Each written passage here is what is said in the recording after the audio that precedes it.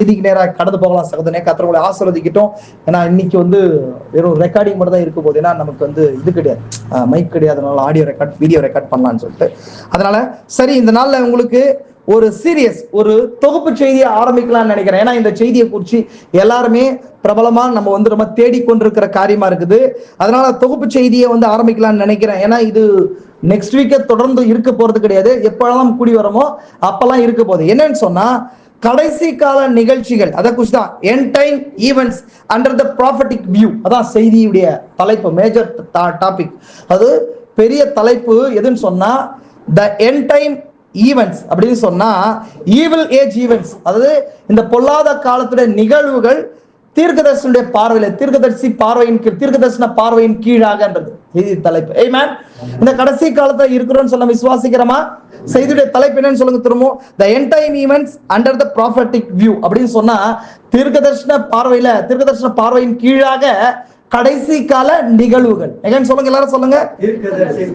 தீர்க்கதரிசன பார்வை, தீர்க்கதரிசி பார்வை கிடையாது, தீர்க்கதரிசன பார்வையின் கீழாக நிகழ்வுகள். ஆமென். இந்த காலத்துல அநேக நிகழ்வுகள் நடக்குதா இல்லைங்களா? இதான் செய்தியுடைய தலைப்பா இருக்க போது. இதை வச்சு அநேக விஷயங்களை நம்ம பார்க்க போறோம். இதுக்கான ஒரு அஸ்திபாரமான செய்தியை இந்த நாள்ல உங்களுக்கு கொடுக்க போறேன். அது இந்த செய்தி ஒரு ஒரு ஒரு ஃப்ரேமை மட்டும் இன்னைக்கு உங்களுக்கு காட்ட போறேன். வர நாட்கள்ல அதை தொடர்ந்து நிறைய விஷயங்களை உங்களுக்கு பொருத்தி காட்டலாம்னு நினைக்கிறேன். ஆமென். விசுவாசிக்கிறீங்களா? ஏன்னா இந்த கடைசி காலம் அப்படின்றதுக்கான அடையாளம் என்ன? இது ஏன் கடைசி காலம்? கடைசி காலத்துல என்னென்ன நடக்குது? ஏன்னா நம்ம பெரும்பான்மையா விசுவாசிகளா இருக்கிற நம்ம கேட்கிற ஒரு உச்சகட்டமான ஒரு கேள்வி எதுவா இருக்குன்னு சொன்னா, அவர் எப்ப வருவார், எப்ப வருவார், எப்ப வருவார், எப்ப முடியும், உலகம் எப்படி முடியும், ஒருவேளை இன்னும் இவ்வளவு நாள் இருக்குமா, அவ்வளவு நாள் இருக்குமா அப்படின்னு சொல்லி நம்முடைய ஆவல் ஒருவேளை ஆவலா இருக்குது. இரண்டாவது, இந்த உலகத்துல வாழ முடியாத சூழ்நிலைகள் நமக்கு அதிகமா இருக்குது. இன்னொன்னு, பாவத்தை எதிர்த்து நிற்க போராட முடியாத நிலை இருக்குது.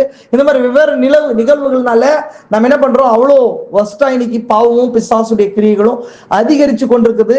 விசுவாசத்துல தங்கி தாபரிக்கணும்னு தான் நம்ம விருப்பம். ஆனாலும் அதிகமா இந்த உலகத்துடைய பிசாசு உலகத்தை இன்னைக்கு அதிகமா ஆட்கொண்டிருக்கிறதுனால நம்ம இந்த உலகத்துக்கு போகணும்னு சொல்லிட்டு அதிகமா என்ன பண்றோம், விரும்புறோம். எனவே நமக்கு இதுக்கு என்ன தேவைன்னு சொன்னா, எந்த காலத்துல வாழ்ந்து கொண்டிருக்கிறோம், இந்த காலத்துடைய நிகழ்வுகள் எப்படி இருக்க போது, அது என்னவா இருக்க போது வேதத்துல அப்படின்னு சொல்லி இதுகாரம் எஸ்கடாலஜி அப்படின்னு சொல்லுவாங்க.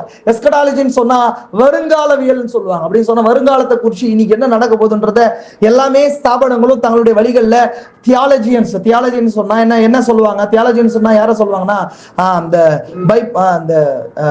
பைபிள் காலேஜ் இந்த நபர்களும் வேதமான பைபிள் ஸ்காலர்ஸ், வேத பண்டிதர்களும் ஆராய்ச்சி இருக்கிறாங்க. ஆனா உண்மையாவே எந்த வகையில இது ஆராய வேண்டியதா இருக்குதுன்னு சொன்னா, ஒரு தீர்க்கதரிசியுடைய பார்வையில ஆராய வேண்டியது அவசியமா இருக்குது. ஏன்னா தேவன் வசனம் சொல்றது இல்லைங்களா? ஆமோஸ் வாசம் 3ஆம் அதிகாரத்துல 7ஆம் வசனம் 6, 7, 5 சொல்லப்படுறது போல, கர்த்தராகிய ஆண்டவர் தமது தீர்க்கதரிசியாகிய தம்முடைய ஊழியக்காரருக்கு அறிவிக்காமல் ஒரு காரியத்தை செய்யார். ஆமென்.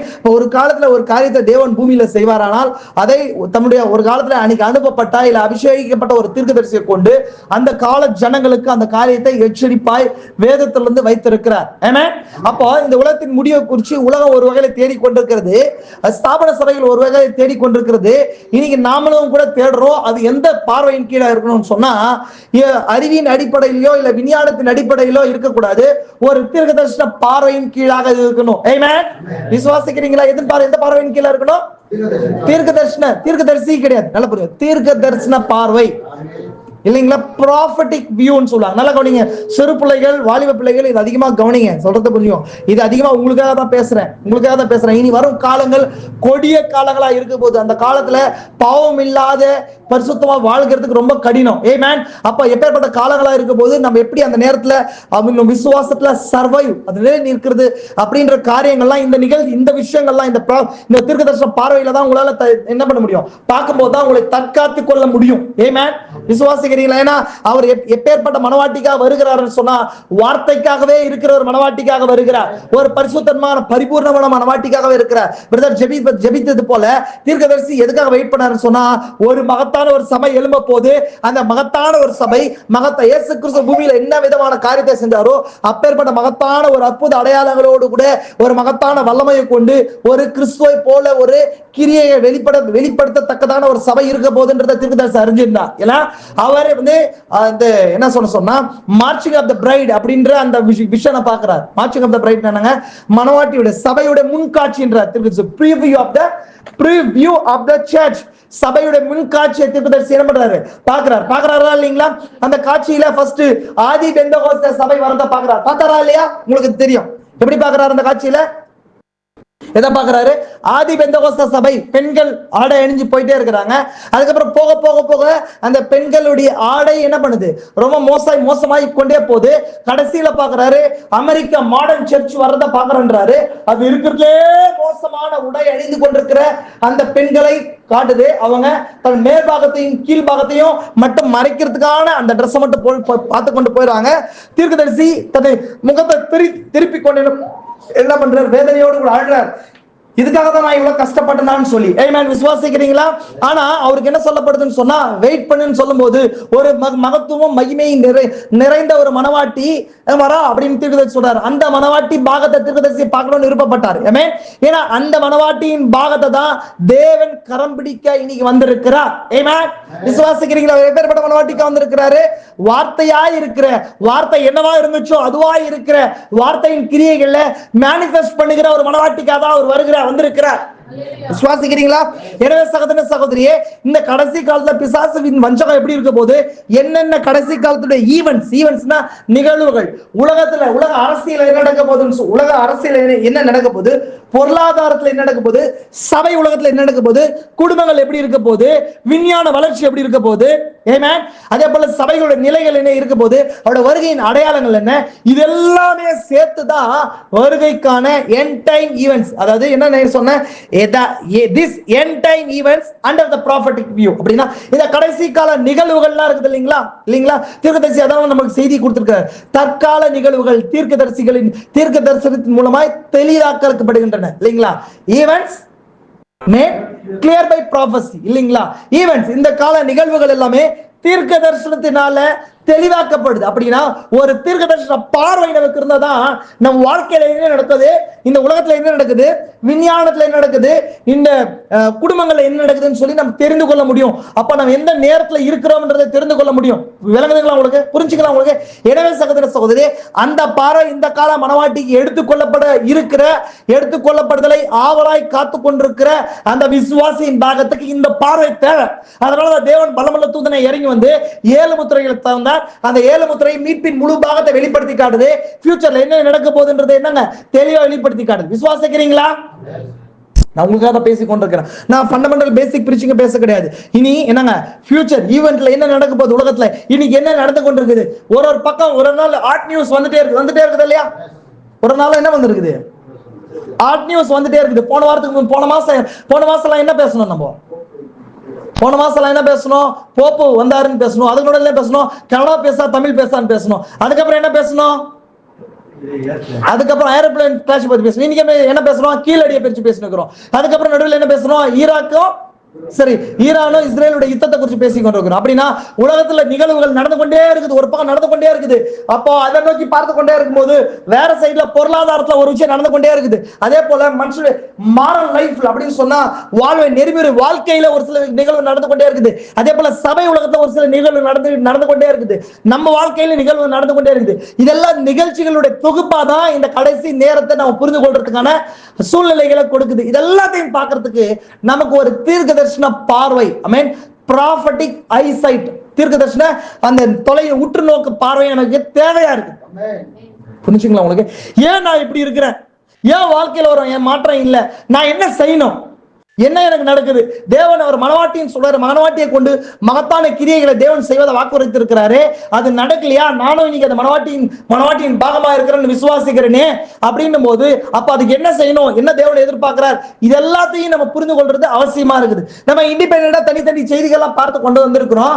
ஆனா இந்த காரியத்தை தான், இதுதான் கடைசி ஈவெண்டா இருக்குது இல்லைங்களா? நம்ம முத்திரைகளை பார்த்திருக்கிறோம், எக்காலங்களை, கலசங்களை, மூன்றாம் இழுப்பு, இதெல்லாம் வந்து உபதேச ரீதியான விஷயங்கள். இதெல்லாம் என்ன இருக்குது சொல்றது உங்களுக்கு? இதெல்லாம் என்ன இருக்குது சொல்லுங்களேன்? உபதேசங்களா இருக்குது. ஆனா நாம இன்னைக்கு பார்க்க போற விஷயம் ஃபியூச்சர் ஈவென்ட்ஸ். இதுதான் இன்னைக்கு நடக்க போகுது, இதுதான் நடக்க போகுதுன்னு சொல்லி தீர்க்கதரிசன பார்வையில நம்ம இன்னைக்கே பார்த்து முடிக்க போது கிடையாது. வரும் நேரங்கள்லாம் அவருடைய எடுத்துக்கொள்ளப்படுதல் தாமதிக்குமானால் நம்ம கூட அதெல்லாம் பார்க்கும்போதுதான் இன்னும் வருகைக்கு நம்மளை இன்னும் துரிதமாய் அவர் பரிபூர்ண மனவாட்டியாய் நம்மளை என்ன பண்ண முடியும், ஆயத்தப்படுத்திக் கொள்ள முடியும். புரிதுங்களா உங்களுக்கு? அதனாலதான் இன்னைக்கு நான் ஒரு வசனத்தை எடுத்து உங்களுக்கு 2 தெசலோனிக்கேயர் 2ஆம் அதிகாரத்தை எடுத்து வாசிச்சோம். புரிதுங்களா உங்களுக்கு? ஏன் இது அப்படின்றது புரிஞ்சுங்களா உங்களுக்கு? ஏன்னா எல்லாருமே ஒட்டுமொத்த உலகமும் ஒரு காரியத்துக்காக வெயிட் பண்ணி கொண்டிருக்கிறது. அது என்னன்னு சொன்னா இந்த உலகத்துடைய முடிவு. இதோ ஒரு எண்ட்ல என்ன பண்ணுது, உலகம் முடிய போகுது, அழிய போகுது, ஒரு காரியம் இருக்க போகுது, ஒரு பெரிய டிஸ்ட்ராக்ஷன், ஒரு பேரழிவு இருக்க போகுதுன்னு சொல்லி விஞ்ஞான உலகம் காத்து கொண்டிருக்குது இல்லைங்களா? விஞ்ஞானத்தோட உச்ச நிலை அடைந்து கொண்டே போயிடுச்சு இல்லைங்களா? ஒரு இன்னொரு குறிப்பிட்ட காலம் வரப்போகுது. ஐ திங்க் நான் நினைக்கிறேன் இனிமேல் கண்டுபிடிக்கிறதுக்கு மனுஷனுக்கு எதுவுமே இல்லாத நிலை ஆகி போகுது. அன்னைக்கு கண்டுபிடிக்கிறதுக்கு எதுவுமே இல்லாத நிலை ஆக போகுது. ஒன்னொன்னு மனுஷன் வந்து பிசாசு என்ன பண்றான்னு சொன்னா, விஞ்ஞானம்ன்றது என்ன தெரியுமா, சயின்ஸ்ன்றது டிஸ்கவரி ஆஃப் காட்ஸ் கிரியேஷன், தேவனுடைய சிருஷ்டிப்பை அதை புரிந்து கொள்றதுக்கான ஒரு முயற்சியில தான் என்ன பண்றான் விஞ்ஞானத்தின் மனுஷன் தன்னுடைய மூளையின் மூலமா தன்னுடைய அறிவின் மூலமா பிசாசை அவங்களுக்கு கொடுக்குறான். ஆமென். அது பரிபூர்ணமான்னு சொன்னா பரிபூர்ணம் கிடையாது, அது குறைவுள்ளது இல்லைங்களா? ஏன்னா நன்மை தீமை அறிவித்த விருட்சம் எப்பொழுதுமே குறையுள்ளது. ஒரு பகுதி நன்மை இருக்கும், ஒரு பகுதி தீமை இருக்கும் இல்லைங்களா? ஆனா தேவனுடைய ஞானமோ எப்பொழுதுமே பரிபூர்ண நித்திய வார்த்தையா இருக்குது, அது பரிபூர்ணமான உண்மையா இருக்கு.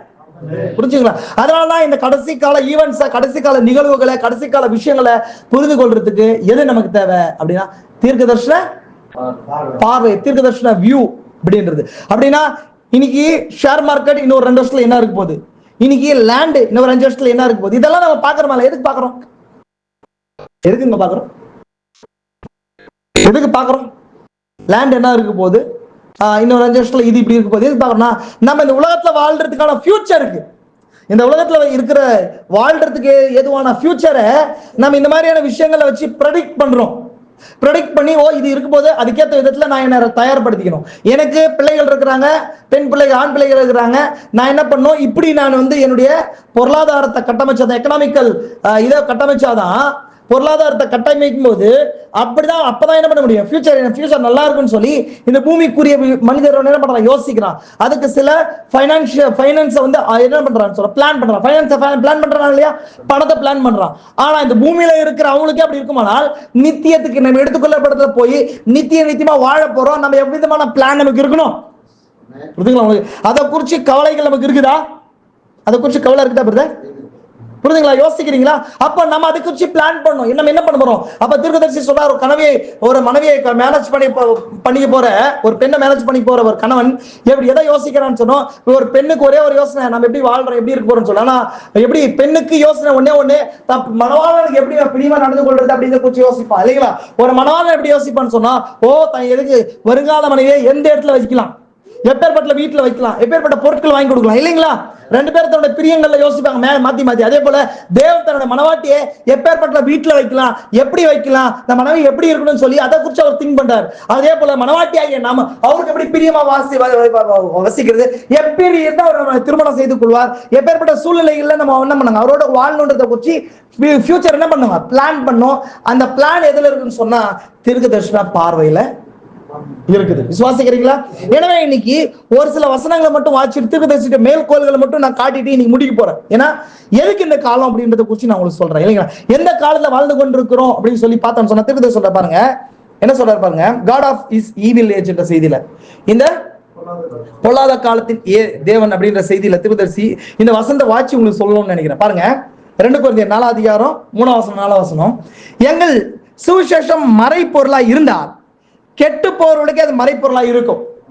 தேவனுடைய சாயலா இருக்கிற கிறிஸ்து மகிமையான சுவிசேஷத்தின் ஒளி அவிசுவாசிகளாகி அவர்களுக்கு பிரகாசமா இராதபடிக்கு இப்பிரபஞ்சத்தின் தேவனான அவருடைய மனக்கண்களை குருடாக்கினான்.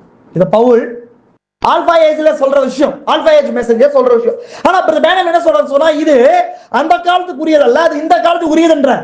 அப்ப பைபிள வந்து ஒரு கால செய்தியாளன் அவன் காலத்துக்கு தேவன் வெளிப்படுத்தப்பட்டிருக்க தீர்க்கதரிசி என்ன சொல்றாரு சொன்னா, இல்ல இது எங்க வேணாலும் சொல்லலாம், இது எந்த காலத்துக்குரியதா இருக்குது, அது இந்த காலத்துக்குரியதா இருக்குது. ஏன்னா இந்த காலம் தான் அது பொல்லாத காலமா இருக்குதுன்றார். காலங்களே மிகவும் கொடுமையான காலம், பொல்லாத காலம். ஏதேன்ல லூசிபர் வந்து பிசாசு வந்து ஆதாம் ஏவாளை வஞ்சிக்கிறத விட மோசமான வஞ்சிப்பின் காலகட்டத்துல வாழ்ந்து கொண்டிருக்கிறோம் சொல்றார். ஆமா, இருக்கிறதுல வஞ்சிப்பின் காலம் எதுங்க? இதுதான். ஏன்னா பிசாசு எல்லா வகைகளையும் தன்னை வஞ்சிப்பை கொண்டு வந்திருக்கிறான் இல்லைங்களா? பழைய ஏற்பாட்டை விட, புதிய ஏற்பாட்டை விட, நோவாவின் காலத்தை விட, திருப்பதி சொல்ற நோவாவின் காலத்தை விட, இயேசு கிறிஸ்து வாழ்ந்த காலத்தை விட, எல்லா காலத்தை விட இதுதான் மகத்துவம் மோசமான வஞ்சிப்பின் காலன்ற. புரியுதுங்களா உங்களுக்கு? ஏன் அது வஞ்சிப்பின் காலம்னு சொன்னா, ஆதியாகமமானது வித்தின் புஸ்தகமா இருக்குது. எல்லாமே விதை போடப்பட்டுச்சு. தேவன் என்ன பண்றாரு சொன்னா, தன்னை மனவாட்டை நிரூபிக்கிறதுக்கான சோதனைக்கு இது என்ன பண்றாரு சொன்னா, இந்த உலகத்தை விட்டுருக்கிறார். இந்த உலகம் எப்படி இருக்குன்னு சொன்னா, சாத்தானின் ஏதேனா இருக்குது. என்ன இருக்குது? புரியுதுங்களா உங்களுக்கு? அப்ப தேவனுடைய ஏதேன்னு ஒரு ஏதேன் இருந்துச்சு. நல்லா கவனிங்க. தேவனுடைய ஏதேன் இருந்துச்சு. அது ஏதேன் எப்படி இருந்துச்சு? நீங்க வாட்சிருப்பீங்க, சாதாரண ஏதேன் வாட்சிருப்பீங்க. எப்படி இருந்துச்சுன்னு சொன்னா, அங்க தேவனுடைய பரிபூர்ண இசைவு இருந்துச்சு, ஒரு பர்ஃபெக்ட் ஹார்மனி இருந்துச்சு. தேவன் ஆதாம் அங்க லீடரா வச்சிருந்தார். அங்க ஒன்னொன்னு மறிக்கிற எந்த காரியமும் இல்ல. பர்ஃபெக்டா தேவனுடைய ஆவியினாலே ஆதாம் நடத்தப்பட்டா, அந்த ஆதாமுக்குள்ள இருந்த ஆவியினாலே அந்த பூமியில இருக்கிற ஒரு சிருஷ்டிகளும் இணைக்கப்பட்டிருந்துச்சு, நடத்தப்பட்டிருந்துச்சு இல்லைங்களா? அது தேவனுடைய ஏதேனா இருந்துச்சு. தேவனுடைய ஏதேன்ல பிசாசு உள்ள நடந்துச்சு.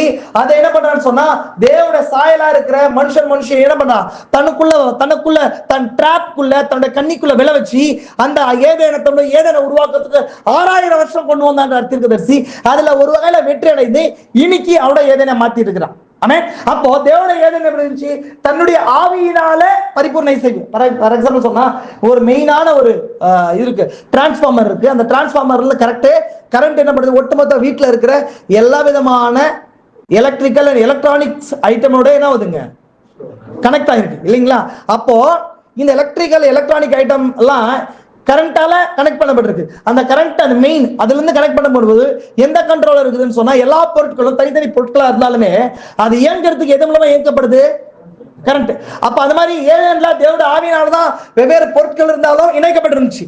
இப்ப பிசாசு என்ன பண்ணான்னு சொன்னா, அதை எடுத்துட்டு அந்த கரண்ட் அவனுடைய வல்லமை வச்சு இந்த பூமியை இயக்கி கொண்டிருக்கிறான். இந்த பொருட்கள் நாமளா இருந்தாலும் இன்னைக்கு தனித்தனி மனிதர்கள் பொருட்களா இருக்கிறாங்க, இயற்கையா இருக்கிறாங்க. ஆனா அதுல ரெசிஸ்ட் பவர், அந்த பவர் எதுவா இருக்குன்னு சொன்னா அவருடைய வல்லமையா இருக்குது. புரியுதுங்களா உங்களுக்கு? ஆனா ஏதேன்ல எப்படி இருந்துச்சு? தேவனுடைய வல்லமையா இருந்துச்சு. எல்லாமே பர்ஃபெக்ட் ஹார்மனி. அப்படின்னா பரிபூர்ண இசைவு. இசைவுனா என்ன அர்த்தம்? இசைவு இணைந்து இருக்குது இல்லைங்களா? இதுக்கேற்ற மாதிரி அது இருக்குது, அதுக்கேற்ற மாதிரி இருக்குது, ஒரு இசைவு காணப்படுது இல்லைங்களா? அப்ப அந்த இசைவு தேவனுடைய ஆவியினாலே, தேவனுடைய சாயல உண்டாக்கப்பட்ட மனுஷனுடைய ஆவியினால இணைக்கப்பட்டுருச்சு. அவங்களை தள்ளினதுனால, ஏன்னா அவங்க தான் லீடர்ஷிப் இருந்தாங்க, தான் லார்ட்ஷிப்ல இருந்தாங்க, ஆளுகையில இருந்தாங்க. இப்ப அதை தள்ளிட்டு இன்னைக்கு தன்னுடைய வித்த பூமியில கொண்டு வந்தா, தன்னுடைய சுவாபத்தை பிசாசு பூமியில கொண்டு வந்து அது மூலமா பூமியை கட்டுப்படுத்தி கொண்டிருக்கிறாங்க இன்னைக்கு. புரிஞ்சுங்களா உங்களுக்கு? சொல்றது புரிஞ்சுங்களா உங்களுக்கு? பேசிக்கா சொல்றேன். அப்போ இது பொல்லாத காலம் சொல்லி தீர்க்கதரிசி எப்படி சொல்றாரு? இந்த வசனத்துடைய அர்த்தத்தை உங்களுக்கு நான் சொல்லிட்டு ஒரு சில வசன மேற்கோள்களை காட்டுறேன், எது எப்படி கடைசி காலம் சொல்லிட்டு. ஏன்னா மல்கியா சொல்லுது, இதோ சூளையை போல எரிகிற நாள் வரும், அகங்காரிகள் யாவரும் துரும்பா இருப்பாங்க, இது கர்த்தருடைய நாள் அப்படின்னு சொல்லுது. ஒரு இடத்துல என்ன சொல்லுது? வசனங்களை பாக்குறோமா? ஓவதியால பாக்குறோம், யோவேல பாக்குறோம், ஓசியால பாக்குறோம். இந்த இடத்துல எதை குறிச்சு பேச? கர்த்தருடைய நாள், கர்த்தருடைய நாள், கர்த்தருடைய நாள். அப்ப கர்த்தருடைய நாள் ஒண்ணு இருக்குன்னு சொன்னா மனுஷனுடைய நாள் ஒண்ணு இருக்கணுமா இல்லையா? நான் உங்கள்கிட்ட பேசுறேன், புரிஞ்சுங்களா உங்களுக்கு? நான் ப்ராஃபெட்டியா பேசுகிறேன், கொஞ்சம் ஆயத்தம் பேசுங்க. கர்த்தருடைய நாள் ஒண்ணு இருந்துச்சுன்னா என்ன நாள் இருக்கணும்? மனுஷனுடைய நாள் ஒண்ணு இருக்கணும். அப்படி நான் மனுஷ கிரியை செய்கிற நாள் இருக்கணும். அப்போ கர்த்தருடைய நாள் ஒண்ணு வரப்போகுதுன்னு சொல்லி என்னங்க, ஏறக்குறைய 2300 2400 வருஷங்களுக்கு முன்னாடி தீர்க்கதரிசிகளை முன்வைச்சிருக்கிறாங்க இல்லைங்களா? அப்போ யோவான் கூட எப்ப ஆவிக்குள்ளானார்? கர்த்தருடைய, அதுதான் என்ன சொல்ற தீர்க்கதரிசி, ஆவிக்குள்ளாய் கர்த்தருடைய நாளுக்கு கொண்டு செல்லப்பட்டாங்க. கர்த்தருடைய நாள் அப்படின்றது சனிக்கிழமையா ஞாயிற்றுக்கிழமையா கிடையாது. என்னவா இருக்குது? கர்த்தருடைய நாள் வந்து தேவன் பூமியை ஆளுகை செய்யறதுக்கு வளர்கிற நாளா இருக்குது. அவரோட வல்லமையை முழுசா ஏதேனை போல பூமியை ஆக்குபை பண்ற நாளா இருக்கு. ஒரு சிருஷ்டிகளும் தன்னுடைய மூல நிலைக்கு திரும்பவும் தேவனுடைய திட்டத்தின் கீழாய் வருகிற நாளா இருக்குது. புரியுதுங்களா உங்களுக்கு? அப்போ பிசாசுடைய நாள்ன்றது என்னன்னு சொன்னா, ஒருத்தன் இப்ப நான் சொல்றேன் அந்த பூமியில, அதாவது இது என்னுடைய நாள், இது உன்னுடைய நாள் பேசுறோம், ஒருத்தர் பேசுறமா இல்லைங்களா? அப்ப அவனுடைய நாள்னா என்ன அர்த்தம்? அவனுடைய நாள் அவங்களுடையதா? அப்படி கிடையாது. என்ன அர்த்தம்? அந்த நேரத்துல, ஒரு குறிப்பிட்ட நேரத்துல எந்த மனுஷனுடைய ஆளுகை அந்த இடத்துல நடக்குதோ அது அவங்களுடைய நாளா இருக்கு. புரியுதுங்களா உங்களுக்கு? இப்போ அவங்களுடைய நாள் அது. இன்னைக்கு பூமியில சொல்றோம், பூமியின்படி அரசியல் கட்சியில சொல்றோம் இது ஏடிஎம்கே நாள், டிஎம்கே நாள் அப்படின்னா அவங்க நாளா அது? அப்படி கிடையாது. அப்படின்னா அவங்களுடைய அதிகாரம், ஆட்சி அதிகாரம் அந்த பூமியில எந்த காலகட்டத்தில் நடக்குதோ அது அவங்களுடைய நாளா இருக்குது. அப்ப அந்த மாதிரி இது மனுஷனுடைய நாளாகுது. ஏதேன்ல இருந்து ஏதேன் பாவம் வீழ்கைக்கு அப்புறம் ஒட்டுமொத்தமா என்ன ஆகி போச்சு? அது என்ன ஆயிடுச்சுங்க? யாருடைய நாள் ஆகி போச்சு? அதான் மனுஷனுடைய நாள். அதாவது மனுஷன் ஞானம், மனுஷன் ஞானத்தை கொடுத்தது யாரு? லூசிபர். அவனுடைய நாள் ஆகி போச்சு எல்லாமே, இல்லைங்களா? அப்போ தீர்க்கதரிசி சொல்றாரு, இப்பொல்லாத காலத்தின் தேவன்றார். இந்த செய்தி, இந்த தலைப்பையே நான் எக்ஸ்பிளைன் பண்ணலாம்னு நினைக்கிறேன் உங்களுக்கு. இந்த பொல்லாத காலத்தில் அந்த வசனம் வந்து பைபிள்ல அந்த வசனம் கிடையாது. அது டீப்பா தீர்க்கதரிசிக்கு வெளிப்படுத்தப்பட்ட காரியம். இந்த வசனத்துல நீங்க பாருங்க, இப்பொல்லாத காலத்தின் தேவன்ற வார்த்தை இருக்குதா பாருங்க. நான் படிக்கிறேன், திரும்ப படிக்கிறேன் பாருங்க. ரொம்ப இம்பார்ட்டன்டான விஷயம் பாருங்க. தேவனோட சாயலா இருக்கிற கிறிஸ்துவின் மகிமையான சுவிசேஷத்தின் ஒளி, தேவனுடைய சாயலா இருக்கிற கிறிஸ்துவுடைய மகிமையான சுவிசேஷத்தின் ஒளி. தேவனுடைய சாயல் யாரு? தேவனுக்கு ரூபம் இருக்கா? தேவன் நித்தியாவிக்கு ரூபம் இருக்குதாங்களா? தேவனை ஒருபோதும் ஒருவனும் கண்டதில்லை. மடியில் இருக்கிற ஒரே பேரான குமாரனே வசனம் சொல்றது, இவரே தேவனுடைய தற்சொரூபமும். அப்படின்னா கிறிஸ்துதான் தேவனை வெளிப்படுத்துகிற ஒரு சாயலா இருக்கு. அதான் இந்த வசனம் சொல்லுது. தேவனோட சாயல் இல்ல, தேவனோட சாயல் எது மூலமா காட்டப்படுதுன்னா கிறிஸ்துவின் மூலம் காட்டப்படுது. தேவனோட சாயலா இருக்கிற கிறிஸ்துவின் மகிமையான சுவிசேஷத்தின் ஒளி. அந்த சுவிசேஷத்தின் மூலமா தான் தேவன் யாரா இருக்கிறார்ன்றத கிறிஸ்துவின் மரணத்தின் மூலமா காண்பிக்கப்பட்டுச்சு. ஆமென். பாருங்க, அவிசுவாசிகளா இவர்களுக்கு பிரகாசமா இராதபடிக்கு சுவிசேஷம் வெளிப்படுத்தப்படல, இராதபடிக்கு இப்பிரபஞ்சத்தின் தேவனான அவருடைய கண்களை, அவர்களுடைய மனத்தை குருடாக்கினார். கண்களை குறிச்சு பேசல, பிசிக்கல் ஐஸா குறிச்சு பேசல. இருதயத்துல ஒரு உள்ளான மனுஷன் இருக்கிறா, இருதயத்துக்கு ஒரு கண் இருக்குது.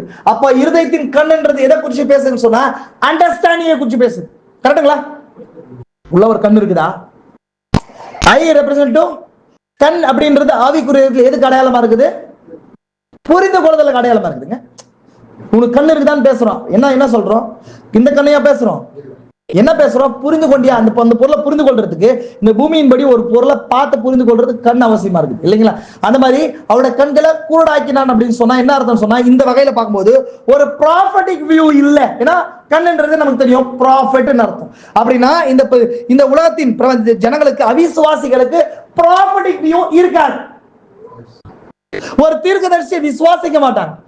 தீர்க்கதரிசியின் மூலமா தான் எதை பார்க்க முடியும் சொன்னா தேவனை பார்க்க முடியும், தேவனை அறிந்து கொள்ள முடியும். ஒரு மனுஷனுக்கு தீர்க்கதரிசி எடுத்து வச்சுட்டோம்னா, ஒரு தீர்க்கதரிசி கண்ணா இருக்கிறான், அந்த தீர்க்கதரிசியின் மூலமா தான் அவனுக்கு சுவிசேஷத்துடைய அண்டர்ஸ்டாண்டிங், சுவிசேஷத்து ஒளியை பற்றி அண்டர்ஸ்டாண்டிங், புரிதல் கிடைக்கும். அப்ப இன்னைக்கு நம்ம இவ்வளவு புரிதல் எப்படி கிடைச்சிருக்கு? வருகையை குறிச்சு, சப்பத்தி மித்த குறிச்சு, ஒன்காட குறிச்சு, இல்லைங்களா? இந்த உலகம் இப்படி இருக்க போதுன்றத குறிச்சு, ஸ்தாபனத்துக்கு இல்லாத நீ நம்ம படிச்சவங்க கம்மி தான். இங்க இருக்கிறவங்க எல்லாம் என்னங்க படிச்சவங்க கம்மி தான். ஆனாலும் இவ்வளவு அண்டர்ஸ்டாண்டிங் எப்படி புரிஞ்சு இந்த கண்களால புரிஞ்சுக்கணுமா? நமக்கு ஒரு கண் தேவன் கொடுத்திருக்காத ப்ராஃபிட். அத ப்ராஃபிட்ன்ற அந்த பார்வையில இருந்து பார்க்கும்போது தான் புரிஞ்சான் தீர்க்கதரிசியின் மூலம், இல்லைங்களா? அப்போ உள்ள ஒரு கண், மனக்கண்றது என்னங்க? மனக்கண்களை அண்டர்ஸ்டாண்டிங் கொடுக்கிறது ஒரு தீர்க்கதரிசியின் செய்தி தான், புரிஞ்சுங்களா? அப்போ இது யார் குருடாக்குறா அப்படின்னு சொன்னா பிரபஞ்சத்தின் தேவன் சொல்லப்படுது இல்ல. இப்ப இதுக்கான அர்த்தத்தை நான் தீர்க்கதரிசி சொல்றாரு, இது பிரபஞ்சத்தின் தேவன்றத இப்பொல்லாத காலத்தின் தேவன்ற தீர்க்கதரிசி. எப்படிங்க அது பாருங்க, அதை வாசிக்கிற பாருங்க. தீர்க்கதரிசி சொல்றது இப்பொல்லாத காலம். ஒரு செகண்ட்.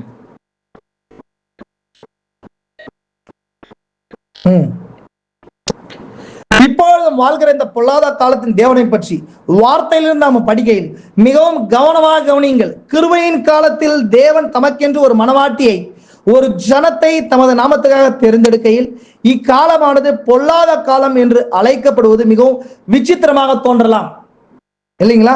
நீங்க பாருங்க, இப்பிரபஞ்சத்தின் தேவன்ற வார்த்தையை தீர்க்கதரிசி எப்படி மாத்துறாரு அப்படின்னா, இப்பிரபஞ்சத்தின் தேவன் கிடையாது, இப்பொல்லாத காலத்தின் தேவன்ற. இப்பிரபஞ்சம்ன்றது என்ன? இந்த உலகம். ஆனா தீர்க்கதரிசி அதை பிரபஞ்சம் சொல்லாம அது ஒரு காலன்ற. பிரபஞ்சத்தை சொல்ல புரிஞ்சுக்கலாம் உங்களுக்கு. இப்ப பிரபஞ்சம்ன்றதுக்கு எப்படி சொல்றோம்? இந்த உலகம் அப்படின்னு சொல்லி நான் புரிஞ்சுக்கிட்டோம். பிரபஞ்சம்னா உலகம் இல்லையா? ஆனா தீர்க்கதரிசி அதை மாத்தி தேவன் அப்படின்றத ஸ்டண்ட வச்சு இப்பிரபஞ்சத்தை ஒரு காலமா சொல்றாரு. ஒரு காலம் அது. அப்ப அந்த காலம் எந்த காலம்னா இந்த காலம் தான். இப்ப அதை சேர்த்து படிங்க. இப்ப நான் தீர்க்கதரிசி சொன்ன அந்த வியூல இருந்து படிங்க. என்ன சொல்லுது? அவிசுவாசிகளாகி அவர்களுக்கு பிரகாசமா இராதபடிக்கு இப்பொல்லாத காலத்தின் தேவன், இப்பொல்லாத காலத்தின் தேவனானவன் அவருடைய மனதை குருடாக்கினான்ற. இப்பிரபஞ்சத்தின் தேவன் சொல்ல இப்பொல்லாத ஏன் அப்படி சொல்றாருன்னு சொல்லி நான் கொஞ்சம் டீப்பா அதை குறிச்சு தீர்க்கதரிசி ஏன் இப்படி மாத்துறாரு? இவருக்கு மாத்துறதுக்கு ரைட்ஸ் யார் கொடுத்தது?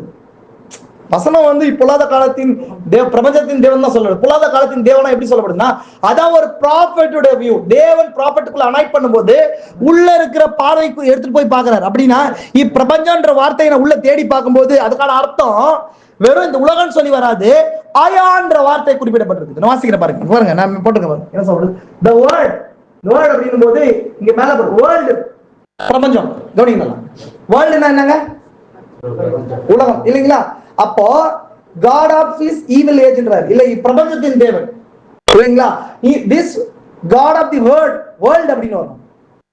this God of this world, இந்த உலகத்தின் தேவன் சொல்லப்படும். ஆனா இந்த வேர்ல்டுன்ற வார்த்தையை நான் டிக்ஷனரியில எடுத்து பார்க்கும்போது எப்படி வருதுன்னு சொன்னா, the forever, the unbroken age இல்லைங்களா, the worlds, the years, the period of time ன்னு சொல்லி வருது. அப்படின்னா பிரபஞ்சம் என்ற வார்த்தைக்கு உபயோகப்படுத்தப்படுற வார்த்தை அயான். அயான்ற வார்த்தை நான் எகைன் ஒரு முறை சொன்னேன் உங்களுக்கு. அயான்ற வார்த்தை அது எதை குறிக்குதுன்னு சொன்னா இந்த உலகத்தை குறித்து சொல்லப்படல. நாம பார்த்தோம் எபிரேயர் 11ஆம் அதிகாரத்துல பார்த்தோம், தேவன் அவருடைய விசுவாசத்தினால இவ்வுலகங்கள் என்ன இவ்வுலகங்கள் சொல்லப்படுதா, அவருடைய வார்த்தையினால் உண்டாக்கப்பட்டது என்பதை விசுவாசிக்கிறோம். இவ்வுலகங்கள்ன்ற வார்த்தை இந்த பூமியை குறிக்கிறது கிடையாது. நான் சொன்னேன் உங்களுக்கு, இவ்வுலகங்கள்ன்றது ஏஜஸ் குறித்து, காலங்களை குறித்து சொல்றது. என்ன குறிக்குது? அந்த உலகங்கள்ன்றது ஒரு டைம், ஏஜஸை குறித்து பேசுறது வசனம்னு சொல்லி நான் சொன்னேன் உங்களுக்கு ஆல்ரெடி டைமென்ஷனை பேசும்போது. இங்க திரும்பவும் இந்த வேர்ல்டுன்றது இந்த உலகத்தை குறித்து பேசல, ஒரு குறிப்பிட்ட காலத்தை குறித்து பேசுது. the period of time அப்படின்னா இது ஒரு காலம். இந்த பிரபஞ்சம்ன்றது கவனிக்கிறீங்களா? ஒரு காலம். அப்படின்னா இந்த மாதிரி காலம்னு சொன்னா ஒரு குறிப்பிட்ட காலம் தான் இங்க சொல்லுது. unbroken age, unbroken age அப்படின்னு சொன்னா என்ன அர்த்தம்? the period of time. பீரியட்னா என்னங்க அர்த்தம்? என்னங்க பீரியட் அப்படின்றதுக்கான அர்த்தம் என்னன்னு சொன்னா ஒரு லென்த் பீஸ்ல ஒரு குறிப்பிட்ட இடம்னு அர்த்தம். அதெல்லாம் பீரியட்ன்றது இல்லைங்களா? பீரியட்னு சொல்லி நம்ம ஸ்கூல்ல கிளாஸ்ல படிக்கிறோம் இல்லைங்களா? பீரியட்னு சொன்னா ஃபர்ஸ்ட் பீரியட், செகண்ட் பீரியட்னா காலத்தை என்ன பண்றாங்க, அந்த டைம் காலை போய் 8 ஹவர்ல போயிட்டு ஃபர்ஸ்ட் 40 மினிட்ஸ் ஃபர்ஸ்ட் பீரியட். அப்படின்னா என்ன அர்த்தம்? பீரியட்ன்றது ஒரு மீட்சியில ஒரு குறிப்பிட்ட துண்டு பகுதியின் அர்த்தம். அது மாதிரி இந்த வேர்ல்டுன்றது ஒரு குறிப்பிட்ட டைம் பீரியட குறிக்கிறான். அந்த குறிப்பிட்ட டைம் பீரியடுக்கு தேவன் பிசாசம் சொல்ற புரிஞ்சுக்கலாம் உங்களுக்கு. ஒரு நேரம் ஒண்ணு இருக்க போது அந்த நேரம் வரும்போது இது வரைக்கும் இந்த உலகத்துக்கு தேவன் யாருன்னு சொல்லி பேசிக் கொண்டிருக்கிறோம், யெகோவாதான், எலோஹிம் தான், வானத்தை பூமியை சிருஷ்டித்தார் அவர்தான். அப்போ தேவன் என்ன அர்த்தம்? தேவன் என்ன அர்த்தங்க? தொழுகைக்கு உரியவர். இன்னொன்னு தொழுகைக்குரியவர் தான். ஆனா தொழுகைக்கு அவளை தொழுது கொள்றதுக்கு ஆள் இல்லாம போனா அவர் புரிஞ்சா? அவர் தொழுது கொள்றதுக்கு ஆள் இல்லாம போன ஒரு தேவனா இல்ல. புரிஞ்சா உங்களுக்கு? அப்போ யாரோ ஒருத்தர் தேவனை தொழுது கொள்ளாம யாரோ ஒருத்தர் உலகம் முழுசும் ஒட்டுமொத்த பிசாச தொழுது கொள்ற ஒரு நேரம் இருக்குது இப்போ. புரியுதுங்களா உங்களுக்கு? பிசாச அப்ப அவன் இப்ப என்னவா மாறிட்டான்? ஏலோஹிமா மாறிட்டான். ஏலோஹிம் தான் சொன்ன பன்மைச்சு நம்ம ஏகோவும் குறிக்குது, இந்த உலகத்துல இருக்கிற நபர்களையும் குறிக்குது. இப்ப யார் ஏலோஹிமா இருக்கிறது? இப்ப இந்த உலகத்துல பிசாசு ஏலோஹிமா இருக்கிறான். எப்போ? எந்த நேரத்துல சொன்னா ஒரு குறிப்பிட்ட காலத்துல. என்ன காலத்துல?